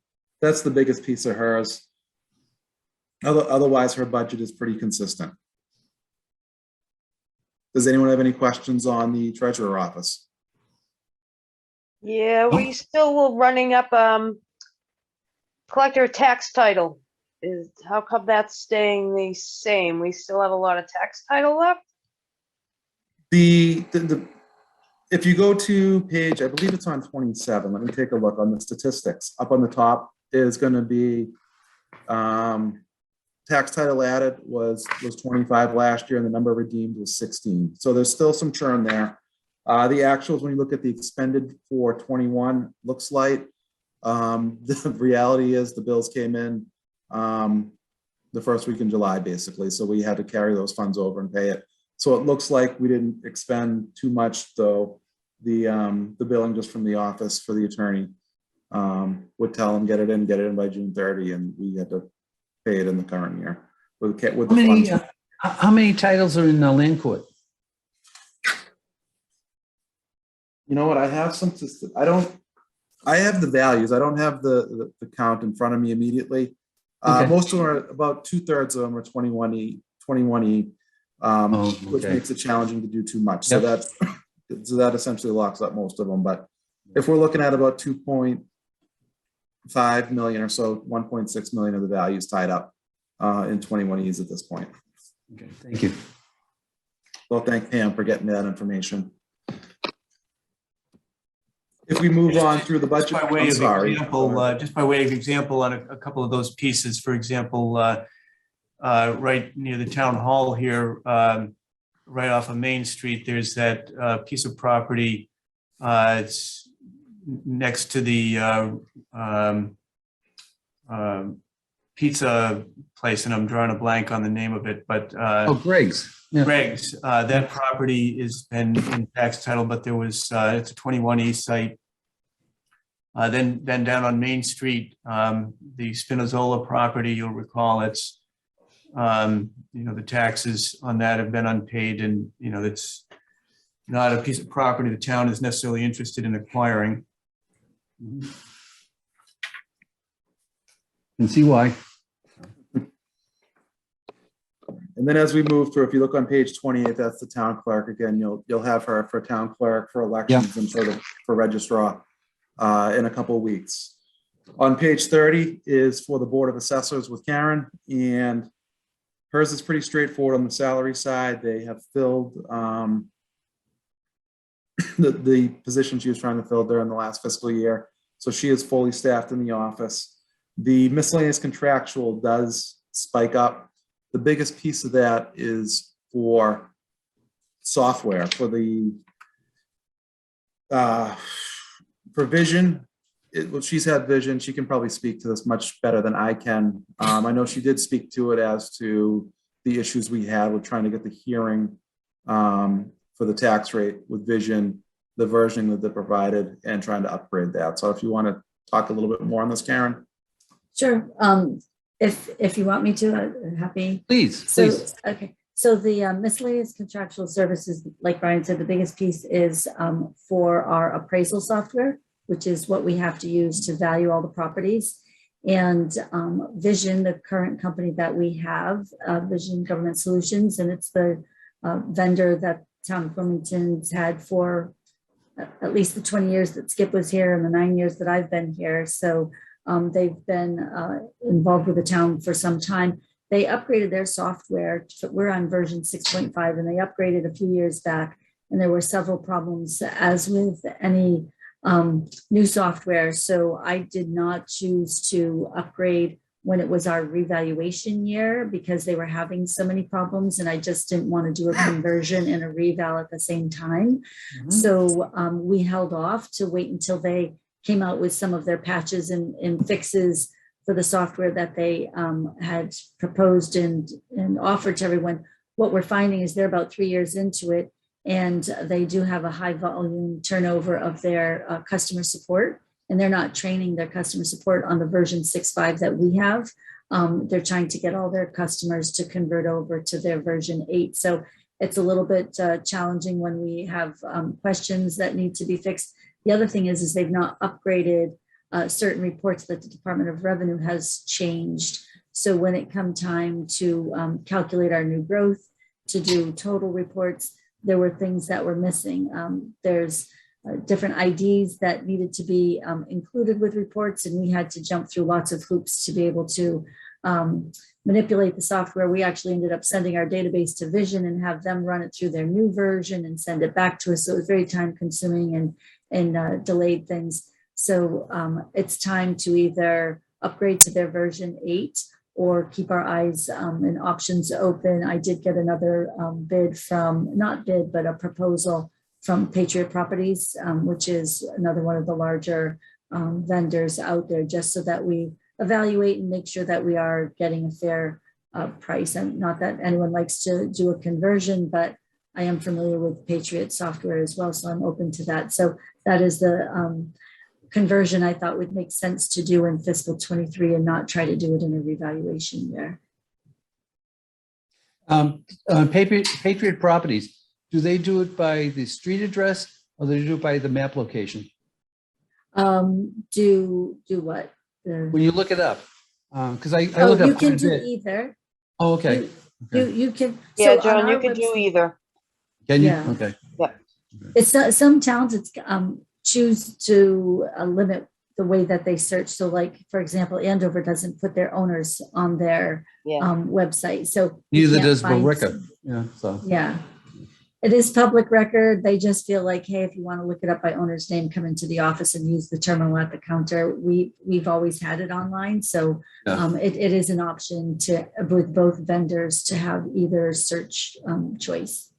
But you also can go to the registry of deeds and look up the owner. That's You not a absolutely problem. can. Yes. Yep. Good point. So what's your feeling? Do you think you'll upgrade to 8.0 or? So I had a demo of 8.0 a couple of years back when they first came out with it, and I have to say I wasn't super impressed. They've made modifications, so I'm keeping an open mind, and they've offered, and I just have not done that yet to have another session to look and see what how the improvements changed, so that they've gotten rid of some of the major headaches and that we didn't like. It's a different look and feel. Okay. And I did also have, I've worked on the older version of Patriot as well, and they have a new version. So I did have a demo with them on their new version. And it's similar, but everybody's, you have to keep changing your software and stay up with the times and the new looks and True. feels. So it's the same functionality, but just in a different location sometimes. So I'm not quite sure yet. I'd like the staff to look at it too, so everyone is on board, because they both value properties. Obviously, doing a conversion from Vision to Patriot, sketching is a concern. So that's a lot of work involved with sketching to get the conversion to be smooth. How's the pricing? Actually, they are very well aware of each other's prices, and they know what they charge, so it's pretty similar. Okay. They're both quoting the same price, so they're making it difficult. They're not making it an easy decision. It's kind of like, which software and which representatives do you like best? I've got a quarter. Customer service. I have a quarter you can flip. Exactly. I honestly liked, I thought Vision's, I mean, it's kind of cyclical. Vision had wonderful customer support and then they lost a lot of staff and the retraining has been painful. And so then they come back. Patriot just was acquired by a larger company. So the Patriot that we knew a few years ago is definitely a different face now. And I think they're feeling a little bit of growing pains with their customer service. Thank you. The other two things I just do want to touch on in Karen's budget as well that in my world translate to being well worth their weight in gold that we pay for is, as Karen touched on very briefly relating to the new growth, is the utilities. She has a firm that she works with that specializes in personal property valuation of the utilities, and that's done a great job for helping basically prevent us from going to the ATB with these cases that might drag on for years on the utilities, and being able to get everyone to a value, have it settled, and have it typically larger than we had estimated it would have come in at. I would just comment, thank you very much for supporting that too, and for Brian commenting, because just to give you an example, the Boston Gas had multiple years worth of appellate tax board cases. And I happen to know the attorney, and he happens to be one of the best. And one of his first questions was, who did the appraisals for you on your utilities on the new 504? Because it's a new methodology that the Department of Revenue's mandating that we do. And so I told him the name of our vendor. And he's like, and I told him why our values, so, why we felt they were right, etc. And he goes, if the value that you're telling me, if that's the one that you put on there in fiscal 22 or actually 21 last year, he said, I will file withdrawals in January when we get the tax bill. So he wanted to wait until we got the bill. But he had a lot of respect for the vendor that we use. And we're not just using anyone, they're very professional. We get a full narrative appraisal, and it was worth its weight in gold, because when it comes time to go to the appellate tax board, that could be very intensive and a long battle. He still has cases filed in other communities. In Wilmington, he withdrew everything. So, nice. Yeah, so it was good. When you were mentioning utilities, you didn't mention National Grid. They all kind of come under the National Grid umbrella. So okay. It is, so yeah, Boston Gas, Mass Electric, New England Power, Columbia, all of them. They do the appraisals on all of them for us. Oh, okay. Thank you. And then the other thing Karen alluded to a little bit too is having the budget to defend cases in the ATB helps her keep the values as we as basically feel is fair and just, and not us running to settle just to avoid paying for something we don't have in the budget. So on that note, Karen, do we have any major cases right now? We just tried Walgreens and we're waiting for a decision on that. We had multiple years and they just were not willing to settle at something that was reasonable. And we felt comfortable with our numbers because we actually had a sale there as well. We had a good appraiser, and we do have, we have 200 Ballardvale. I think their prior years may go away. I've, negotiated with them in the past and not given that we tried the case in 2011 and 12 and 13, those years. Then they didn't file. Then they started filing again. And when the trial came, when it came time for the trial date, they withdrew because I said, we're going forward. We're not going to settle. We feel very strong with this value. And they're like, well, our client doesn't like it. And I'm like, I think you need to deal with your client because our value is solid. And I feel we'd have we had a solid sale price on that property as well. So they withdrew those years, but they have accumulated in there. I've got like 3 years worth now. It's a little bit of a different picture, obviously, with COVID because of it being our, one of our office spaces. If you look at the parking lot over there, it was pretty empty. So we have to do our homework and do, our analysis, just like we do when we're setting the value. But it is a unique property. So we have that pending. We also have, we've had an appraisal done and we're waiting for our hearing date on 613 Main Street. That's the large warehouse. It's like behind where the Salvation Army is. Yeah. But we also, again, we're very comfortable with our number there, especially with warehouse space. They're in high demand. Yeah, they paid a little bit high on that back in like 2017. They paid like 24 million, and then 2021 it flipped for 60 million. And 60 million is not the value, because the way they buy and sell properties, they might have used a discounted cash flow analysis, which wouldn't represent fair market value on a fee simple basis today.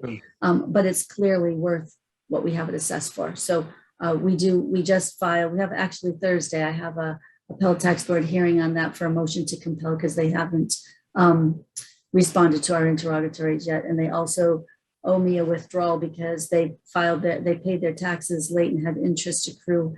And if they don't withdraw, then I'm filing a motion to dismiss and the paperwork that goes along with it. But it still leaves us 2 years outstanding that we would try on them. So those are, I don't think we'll lose. I don't think we'll lose big money. So when you ask, do we have any big cases? Those are big value cases. Yep. That's $24 million in value. But I'm, the ones you think you're going to win, you lose. The ones you think you're going to lose, you win sometimes. So it's hard to tell when you go to the ATB.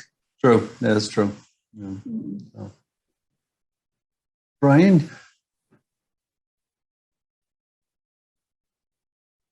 You're muted.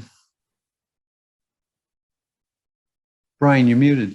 I'm sorry. That's okay. I could hear you telling me I was muted and was trying to unmute and thought I hit it. No, that was really the key points I really wanted to touch on in the budget for the assessors. It's a little unique, and it's got a couple different things you don't typically see in the town budget, and it does merit a little bit more discussion. And I just want to thank Karen for being on the call. It's very helpful to have her here to touch on a lot of this. I want to thank Karen. And also, if anyone in the committee wants to ask Karen or Brian any questions for the assessor's office, speak up. Seeing none. Next. Thank you. Thank you, Karen. Thank you. Next is page 31, the town council budget. This budget we are looking to reduce slightly. It's in the current fiscal year 235,000 for legal services expenses for a total of 242,500. We're reducing it by 15,000 to 227,500, and we feel comfortable in doing that. Essentially, we have the bulk of the cost here is for KP Law, who is the town council, and then we have special counsel for the Olin Superfund and New England Transrail, which is the Brooks and Durensis is the firm that represents us on that. So we were able to reduce that by 15,000.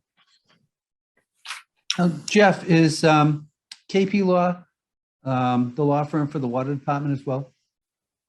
It is. Okay. Yes. So, to that point, to the extent that there are legal services that are provided for the water department, which may come in the form of reviewing bids on projects that they're doing, that portion of their cost or their time is billed to the water division. Thank you. I think we can skip ahead now in the book. If you go up to page 59, that'll get us to the debt and interest section. As you guys know, your calendar's full and you get your hands on everyone else in between legal and the debt service section. So in due time. But for tonight, I just wanted to talk a little bit about the debt service too. As you've seen, that's continued to decline over the past few years. We haven't taken on any new debt in the past 3+ years since I think since really the short-term note for the water tower, and the last thing we bonded, I believe, was the Untitled and fire equipment. But the expenditures over the past couple of years for the school, it's our biggest piece of debt service by far. That has dropped. It's gone down and will go down about 230 from what was on the books from a couple of years ago. Has decreased about $230,000 a year in debt and interest based on the advance refunding the town did. That's going to go over through the life of the school barn, which I believe gets us through 2037.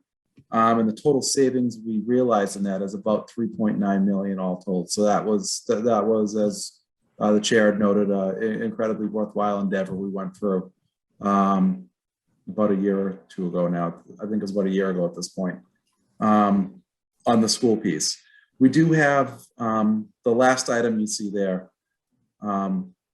Everything is based on the debt table. The sewer one dropped by the MWR, one of the MWRA projects. It's fully paid off. But the last line in there, the interest, anticipation notes, authentication fees, and miscellaneous debt is we have that increase to reflect potential costs in case there is a borrowing or two during FY23 based on capital projects. So that's the rationale behind that. And honestly, the bottom line still goes down from where it was budgeted for FY22, but we're So well aware. that's in anticipation of the special town meeting in the fall. In case anything needs to get bonded subsequent to that, correct? Okay. The timing may not line up cleanly, but we need to have it budgeted in case we do. Yeah, you're right. Yeah. Thank you. But wouldn't we be able to, when we go and vote town meeting, take that money out of free cash? Yeah, that Or- would go to the capital fund, but you wouldn't necessarily bond the project the day you vote on it. It would help with the cash flow needs. But the other thing too is I don't think that would meet, actually, it still has to be voted on if you take it from free cash. Yeah. If you wanted to Yeah. take it from the reserve fund, it wouldn't meet the requirements. I think Say the the reserve fund, which reserve fund are you? The finance committee one. Yeah, well, because it was anticipated, so. Yeah. Yeah, I think the expectation is that the between free cash and capital stabilization, certainly these projects that are in the works now, the senior center and a 2-town school admin building, if they're approved, the expectation would be to use free cash to buy down, so to speak, the cost of those projects. And we don't, at this point, have estimates on the cost of construction for either of these facilities, but by using free cash, we can offset some of the cost and wind up borrowing less on each of these projects. Although Jeff. Yeah, I'm surprised to see it in the budget just because, it's not really, been voted on, approved, and I was just surprised to see it. That's all. Asking why it was in there. The only thing is, Jeff, on free cash, and Brian as well, I don't want to see it taken down so low that it's going to affect our bond rating. Right. No, we're well aware of that as well. And we have policies in place where we know what Standard & Poor looks for, and they want to make sure that there's a cushion typically. I think the magic number that they have is 15% of the operating Yeah. budget, which No, that's what I gets us understand. to about 18 million in reserves or so roughly. I just want to make sure we're all set on that, though. Yeah. Any questions on maturing debt or interest from the committee? Seeing none, next. Nope. And as you just to give you a little bit more detail too, as you move through, is 60 is going to give you the total of all the debt and interest that we have for all the projects on there. Then we're going to get into the detail of each of the borrowings that we have. Obviously, the high school piece, the biggest piece we have out there. Then you'll see some of the detail we have on the fire pumper, the sewer projects, the MWRA ones we did a few years ago, interest-free, and had been in part and parcel with grant money, which was very much appreciated. You'll see the water projects that we have on the books currently that are long-term financed, and then you'll see, as Marianne had asked earlier, the Untitled Farm project. So, and each of these has the full amount at the borrowing, or the amount that was borrowed initially in the title as well as we move through. And assuming there's no questions on debt and interest at this point, we'll move on to 67, which is the unclassified, it's miscellaneous support. And this is somewhat of a catch-all for some of the, I guess the title says it all, just unclassified expenses here. We have the employee retirement unused sick leave that we pay a portion of for employees who are retiring and get paid upon separation, upon retirement, basically based on the number of sick days that they have on the books. And as Jeff had alluded to earlier, is there's still an upward trend of retirements the town is facing. The Medicare contribution, basically on the salary side of things, the town owes 1.45% for all employees hired after, I believe the date was April of 1986, so almost a full complement of employees at this point are subject to the Medicare contribution that we owe. Jeff had talked in some detail on the salary adjustment piece here that had gone up from 900 to 1.1 million, and a large reason for this is, as he hit on earlier, is the 5 of the 6 union contracts remain open. So the salary here, this is to allow coverage for contemplated increases to the salaries based on those agreements when they are settled. So, Brian, what's the current balance in that account now? for FY22, Yes, yeah. it's pretty nominal. It does incur some hiring costs, the physicals, some of the other costs along those lines. So what's been paid directly out of there is not much. Typically, this is used if there are some retirements, it'll get paid to cover out of there. The biggest piece is this: it ends up being a transfer to departments at the end of the year when we have basically, as you see the salaries in the book, a lot of them are reflective of FY22 salary tables. So that's the reason for this. What you'd see next year is you should see, assuming all the union contracts are resolved, this figure should go down and the cost would be incurred in the local budgets of those salary departments. Okay.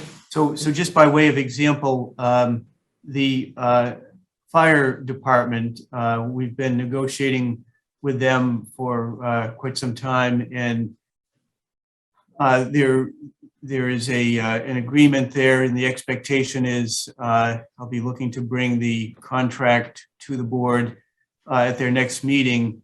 So their contract expired 6/30 of 21. So there's a retro involved in that first year. So the 2% COLA, there'll be a retro to 7/1 of 21. And that'll come out of salary adjustment.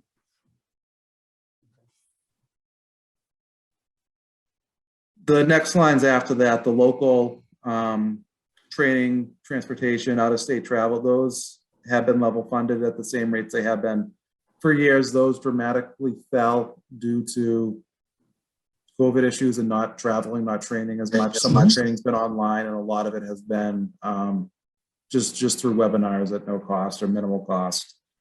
You'll see the annual audit in there. That's followed the same trajectory it has for years. And the next two, ambulance, the PEG, the cable access, we've talked about those, and we'll continue to note that those are dollar for dollar increases on the revenue and budget side, but a change in the accounting presentation to do so. And that adds the 1.125, I believe, to both sides of the budget, as Jeff had talked on earlier.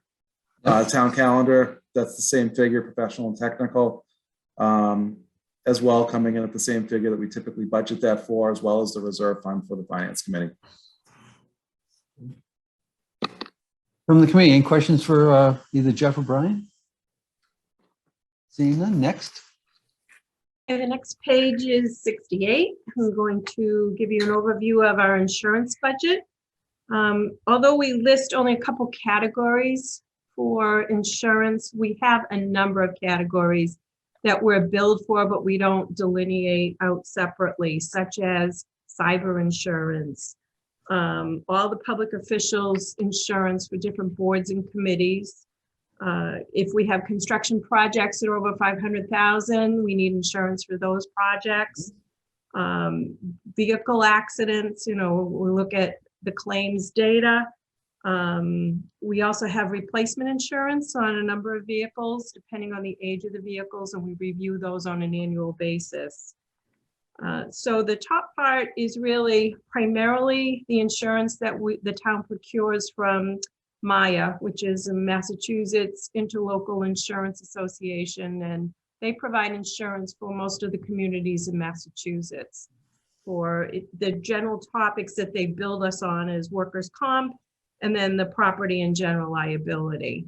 The other insurance that they bill us for is performance bonds. And a performance bond is for people who are in particular positions who could be at risk for stealing from the town. So the performance bonds protect the town. They don't protect the employee. So we're taking out insurance policies on those people in positions to ensure that they don't do anything to damage the town financially. The other category at the top is police and fire accident. We buy our insurance for those employees from a company called Gowrie Insurance.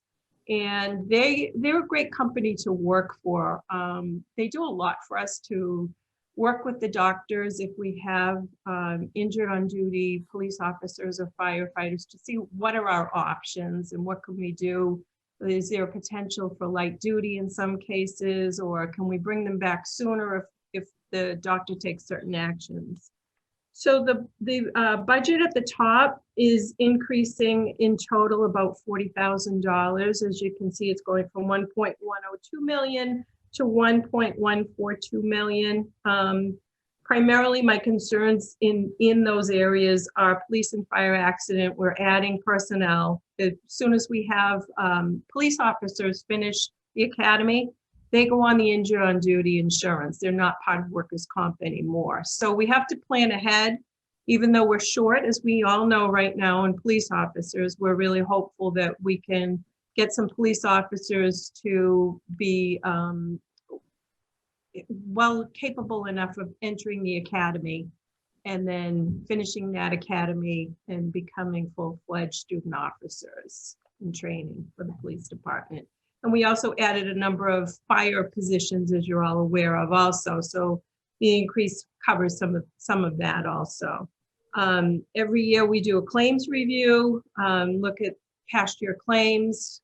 I think you all know we've had some claims, some pretty heavy claims, some vehicle accidents, some liability claims, and of course, workers' comp with the cost of medical bills in general are always increasing, but the company works with us to do what we can to review them and keep the costs at as low a possible rate, and they rate the calls for us also. As far as employee health insurance and life insurance, the town pays 3/4% of the premiums for employees. And based on the trends that we have right now, especially in health insurance, they didn't increase the way that we thought they would because COVID just kept continuing. So we really expected to see the trend change a bit and that we'd have much more claims this year. We're not seeing that. We're seeing a slight uptick, but we still have a positive balance as compared to what we get invoiced because we are self-insured for our employee health insurance. So we've been monitoring it, and we all feel comfortable that we can decrease the employee health insurance budget by $326,950 for next year. We've had very good rates with Blue Cross Blue Shield, and I am just very hopeful that our experience will continue that we've been seeing. And I'm happy to answer any questions. That's what I was just going to ask. Anyone from the committee wants to ask Carrie a question or Brian? I just have one thing I did want to touch on too, that Sure. Carrie had mentioned about the fire and police injured on duty, and that those costs are tricky to project, and the timing on them is not the cleanest. One thing that Carrie and I had discussed too, is we can talk about this at a later time, is the state had recently passed some legislation that basically allows local acceptance to potentially handle some of this in the special revenue fund, which gives you more flexibility where you can have basically the ability to encumber over a full year instead of have it appropriated each year. And I just want to put that out there, something we can look into and have further discussions on. It's not anything we're ready to really have a full-blown conversation on, but it's an option that state just recently put out there for municipalities that struggle with some of these costs and trying to project them year to year. Thank you. Any questions for either Carrie or Brian? Seeing none, next. Next is the statutory charges on page 69. These, the first two are, I guess, outside of the cherry sheet. The current year overlay is abatements, allowance for exemptions, abatements done through the assessor's office. These always are included in the budget, even though it's not a true expense. It's a reduction to the revenue that we would potentially get on real estate and personal property, but it's something that we do need to continue to include and account for. And that's how we do it in the budget. That's why you see nothing's paid, because it's not truly paid. It reduces the revenue on that side, but it's treated similarly to an expenditure. The retirement figure did see a pretty good jump. We got off lucky in the 21 to 22 increase with Middlesex, and the furthest figure out we have right now for what our projection is for the actual figures is the figure we have in FY23. I'm sure we'll get 2 years out soon enough from Middlesex, but it was a pretty good jump. The remaining figures here you see are all going to be in part of the cherry sheet that will come through the state budget at some point later on this year. And these are all projected as best we can based on estimates we have from historical trends and from guidance from the Collins Center from a study we did a couple of years ago with them. So, Brian, charter schools has gone up. How many more students do we have going to charter schools now? I'd have to get that from, I don't have that offhand anymore. Okay. I can reach out to the schools and get something for you though on that. Okay. Thank you. It's a formulaic approach, and we'll figure out the number for you. Okay, great. A quick question. What falls in the bucket of offset items? It looks like it jumped 30K. Yeah, it's an interesting piece that comes in the state. It relates to the library. There's certain funding the state will provide for the library based on criteria. There's a litany of criteria that I am not well enough versed to speak about as to what the what qualifies or constitutes the certain expenditures and the degree of the expenditures the library does. But if you meet certain thresholds, is the state's going to provide a degree of funding that we're able to use that comes in and comes right out from the cherry sheet. Well, One of them, for example, is the community has to budget a certain amount for books and library material. As I recall, Tina Stewart and I have had this conversation multiple times during the course of her budget when her and I meet on the budget. I believe the amount is 15%, but in our case, it's reduced to 13% because we're open more hours than some communities. So they have all these criteria that establish how much you're eligible for in terms of library assistance, and it gets offset through this particular line item. Well, actually, we can also ask Tina when she comes to the meeting. So. Great, thank you.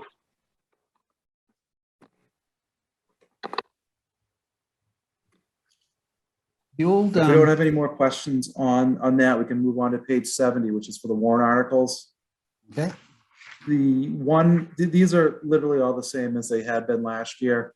The one thing I did want to touch on is the one at the very bottom, though, the prepayment of retirement. As you recall, there was a period of time where the town had initially put some money into a stabilization to help defray costs in the future for our retirement obligation. We had also taken the tack of prepaying a certain degree of it. What that is paying in addition to or beyond our assessment with Middlesex. We've prepaid, I believe the figure is before this year or before this budget is $6 million we've prepaid for retirements. The figures we had, the initial, actually, we had to get basically to find the benefit of this. The actuarial service that works with Middlesex had provided an analysis for the town that indicated the first prepayment of the $1.5 million that we had paid to Middlesex ended up reducing our long-term obligation for the retirement by $3.4 million.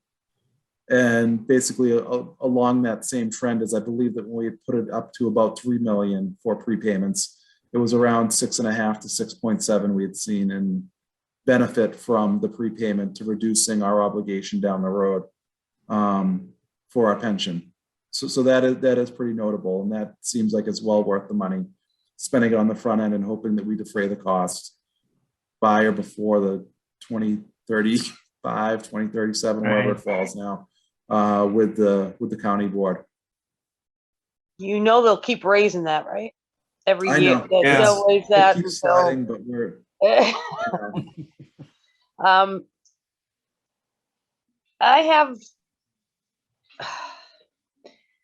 I'm really complexed here on putting so much money in OPEP in the repay the retirement. You know, we reduced our revenues by 1.5 million at the beginning of the meeting. We figured that 1.5 million in revenues would drop off this year. However, we're keeping our prepay retirement OPEP the same. I'm not a big fan of that. I mean, we can certainly try to cut this down a little bit if we're, you know, saying our revenues are dropping off 1.5 million at the beginning of the meeting, but we keep, you know, 2.5 into OPEP and retirement. You know, I think one not of a the big things, fan of that.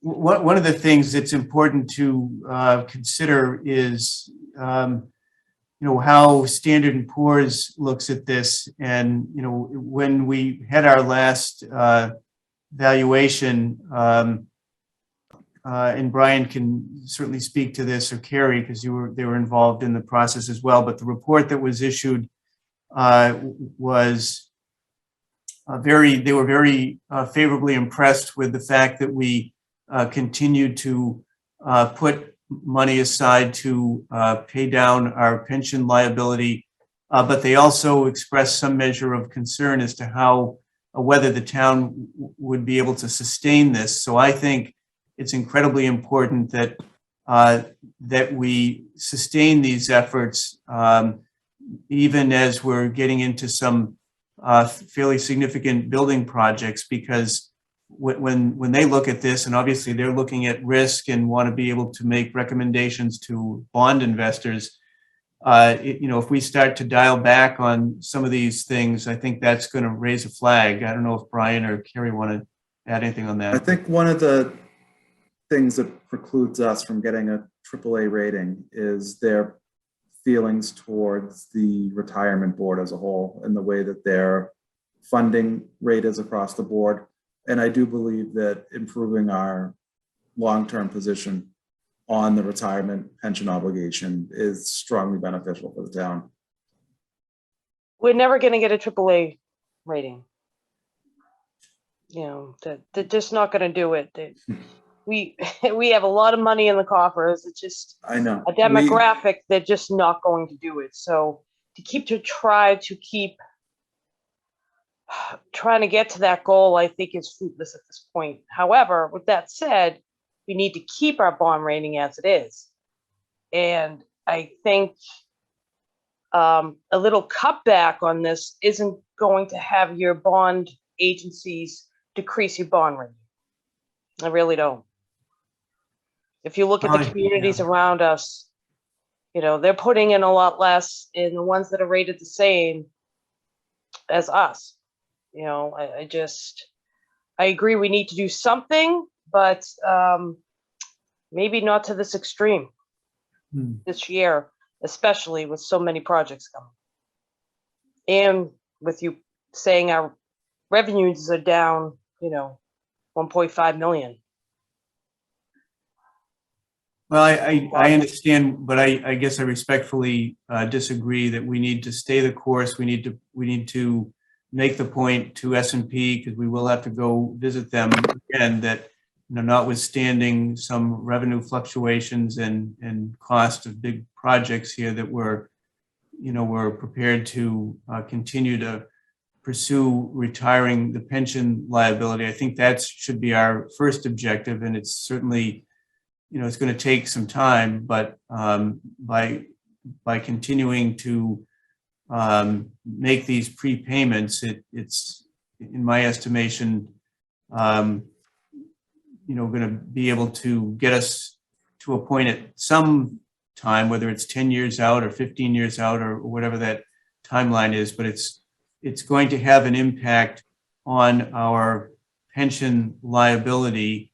And at the least, even if it doesn't retire in the next 15 or 20 years, it's going to reduce that liability, which is one of the factors that S&P looks at, both pension and OPEB. So I would be very concerned about,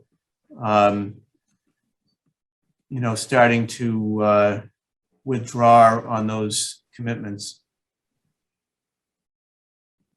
I think that the view in the public of OPEB is also going to expand. I've gone to a couple of seminars about it. They've changed the way that they value OPEB. And I think that there'll be more scrutiny in the near term on that liability, because it is a huge liability.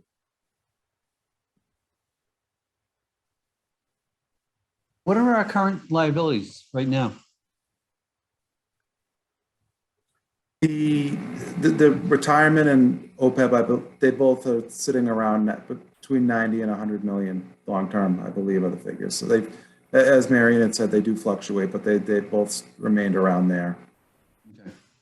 I think we're fortunate right now that we are pay as you go, and we're able to cover the costs for the retiree share of insurance for the town share. But if you project out how many people are going to retire and what's going to happen in the future as people live longer, and you run the actuarial numbers, it becomes more and more of a liability.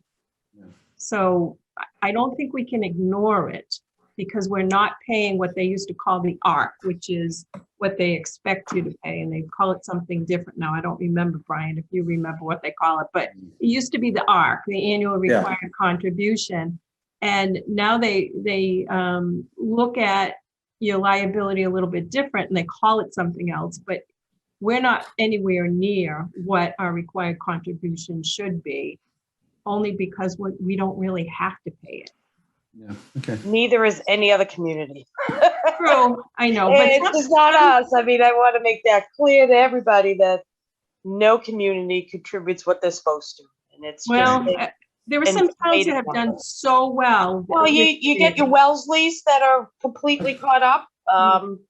You know, you've got your wealthy towns that have done it. But the average town just doesn't do it, and they have the high level of debt.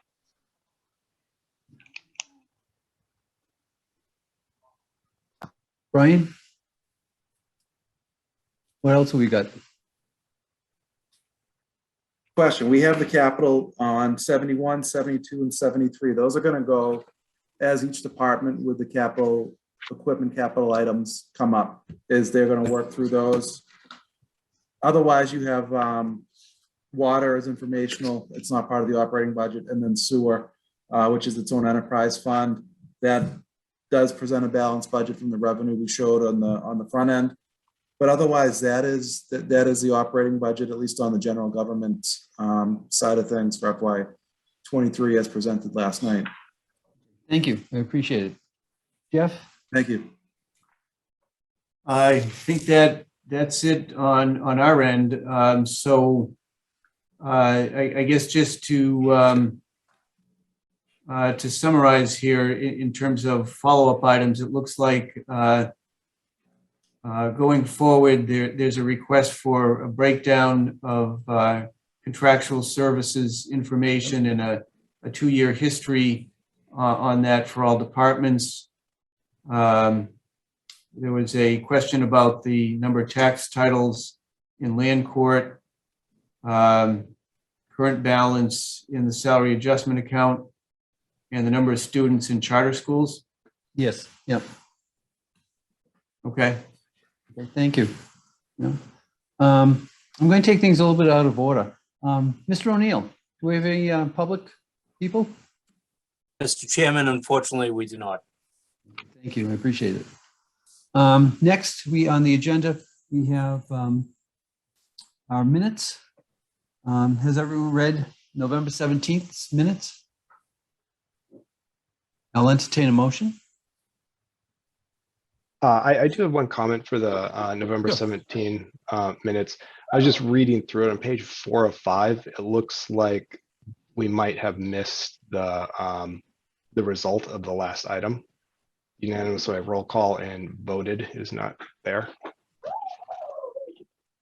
Get my minutes. Oops. Unless I'm missing something.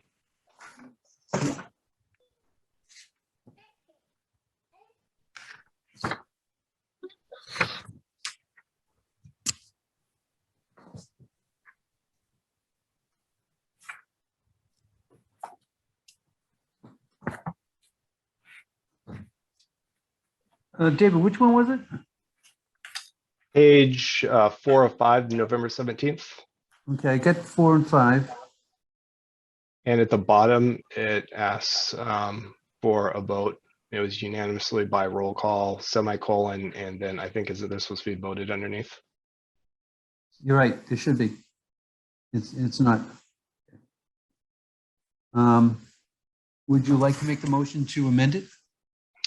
Yes, I would like to make the motion to amend the minutes. Is there a second? Second it, Mary Ann Galezzo. Any discussion? Seeing none, all in favor? Roll call. Mary Ann? Yes. John? Yes.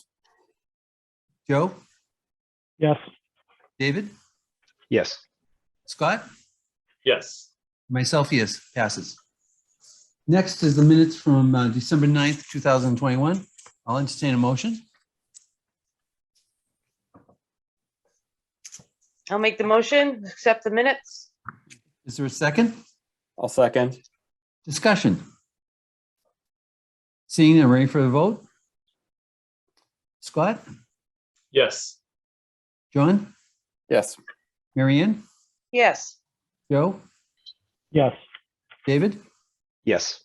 Passes. Myself, yes, as well. As there's no more items on the agenda, I'll entertain a motion to adjourn. Is Mary Ann Galezzo, so moved. there a second? John Dugas, second. Thank you. A roll call. Scott? Yes. John? Yes. Mary Ann? Yes. Joe? Yes. David? Yes. Thank you. Thank you, everyone, for attending tonight. Yeah, I think it's been pretty productive, and I'll see everyone on Thursday. Thank you, guys. Thank you. Thank Thank you. you. Bye, have a See good you night, later. guys. Thank you. Have a good night, Thank you. everyone. Bye-bye. Bye.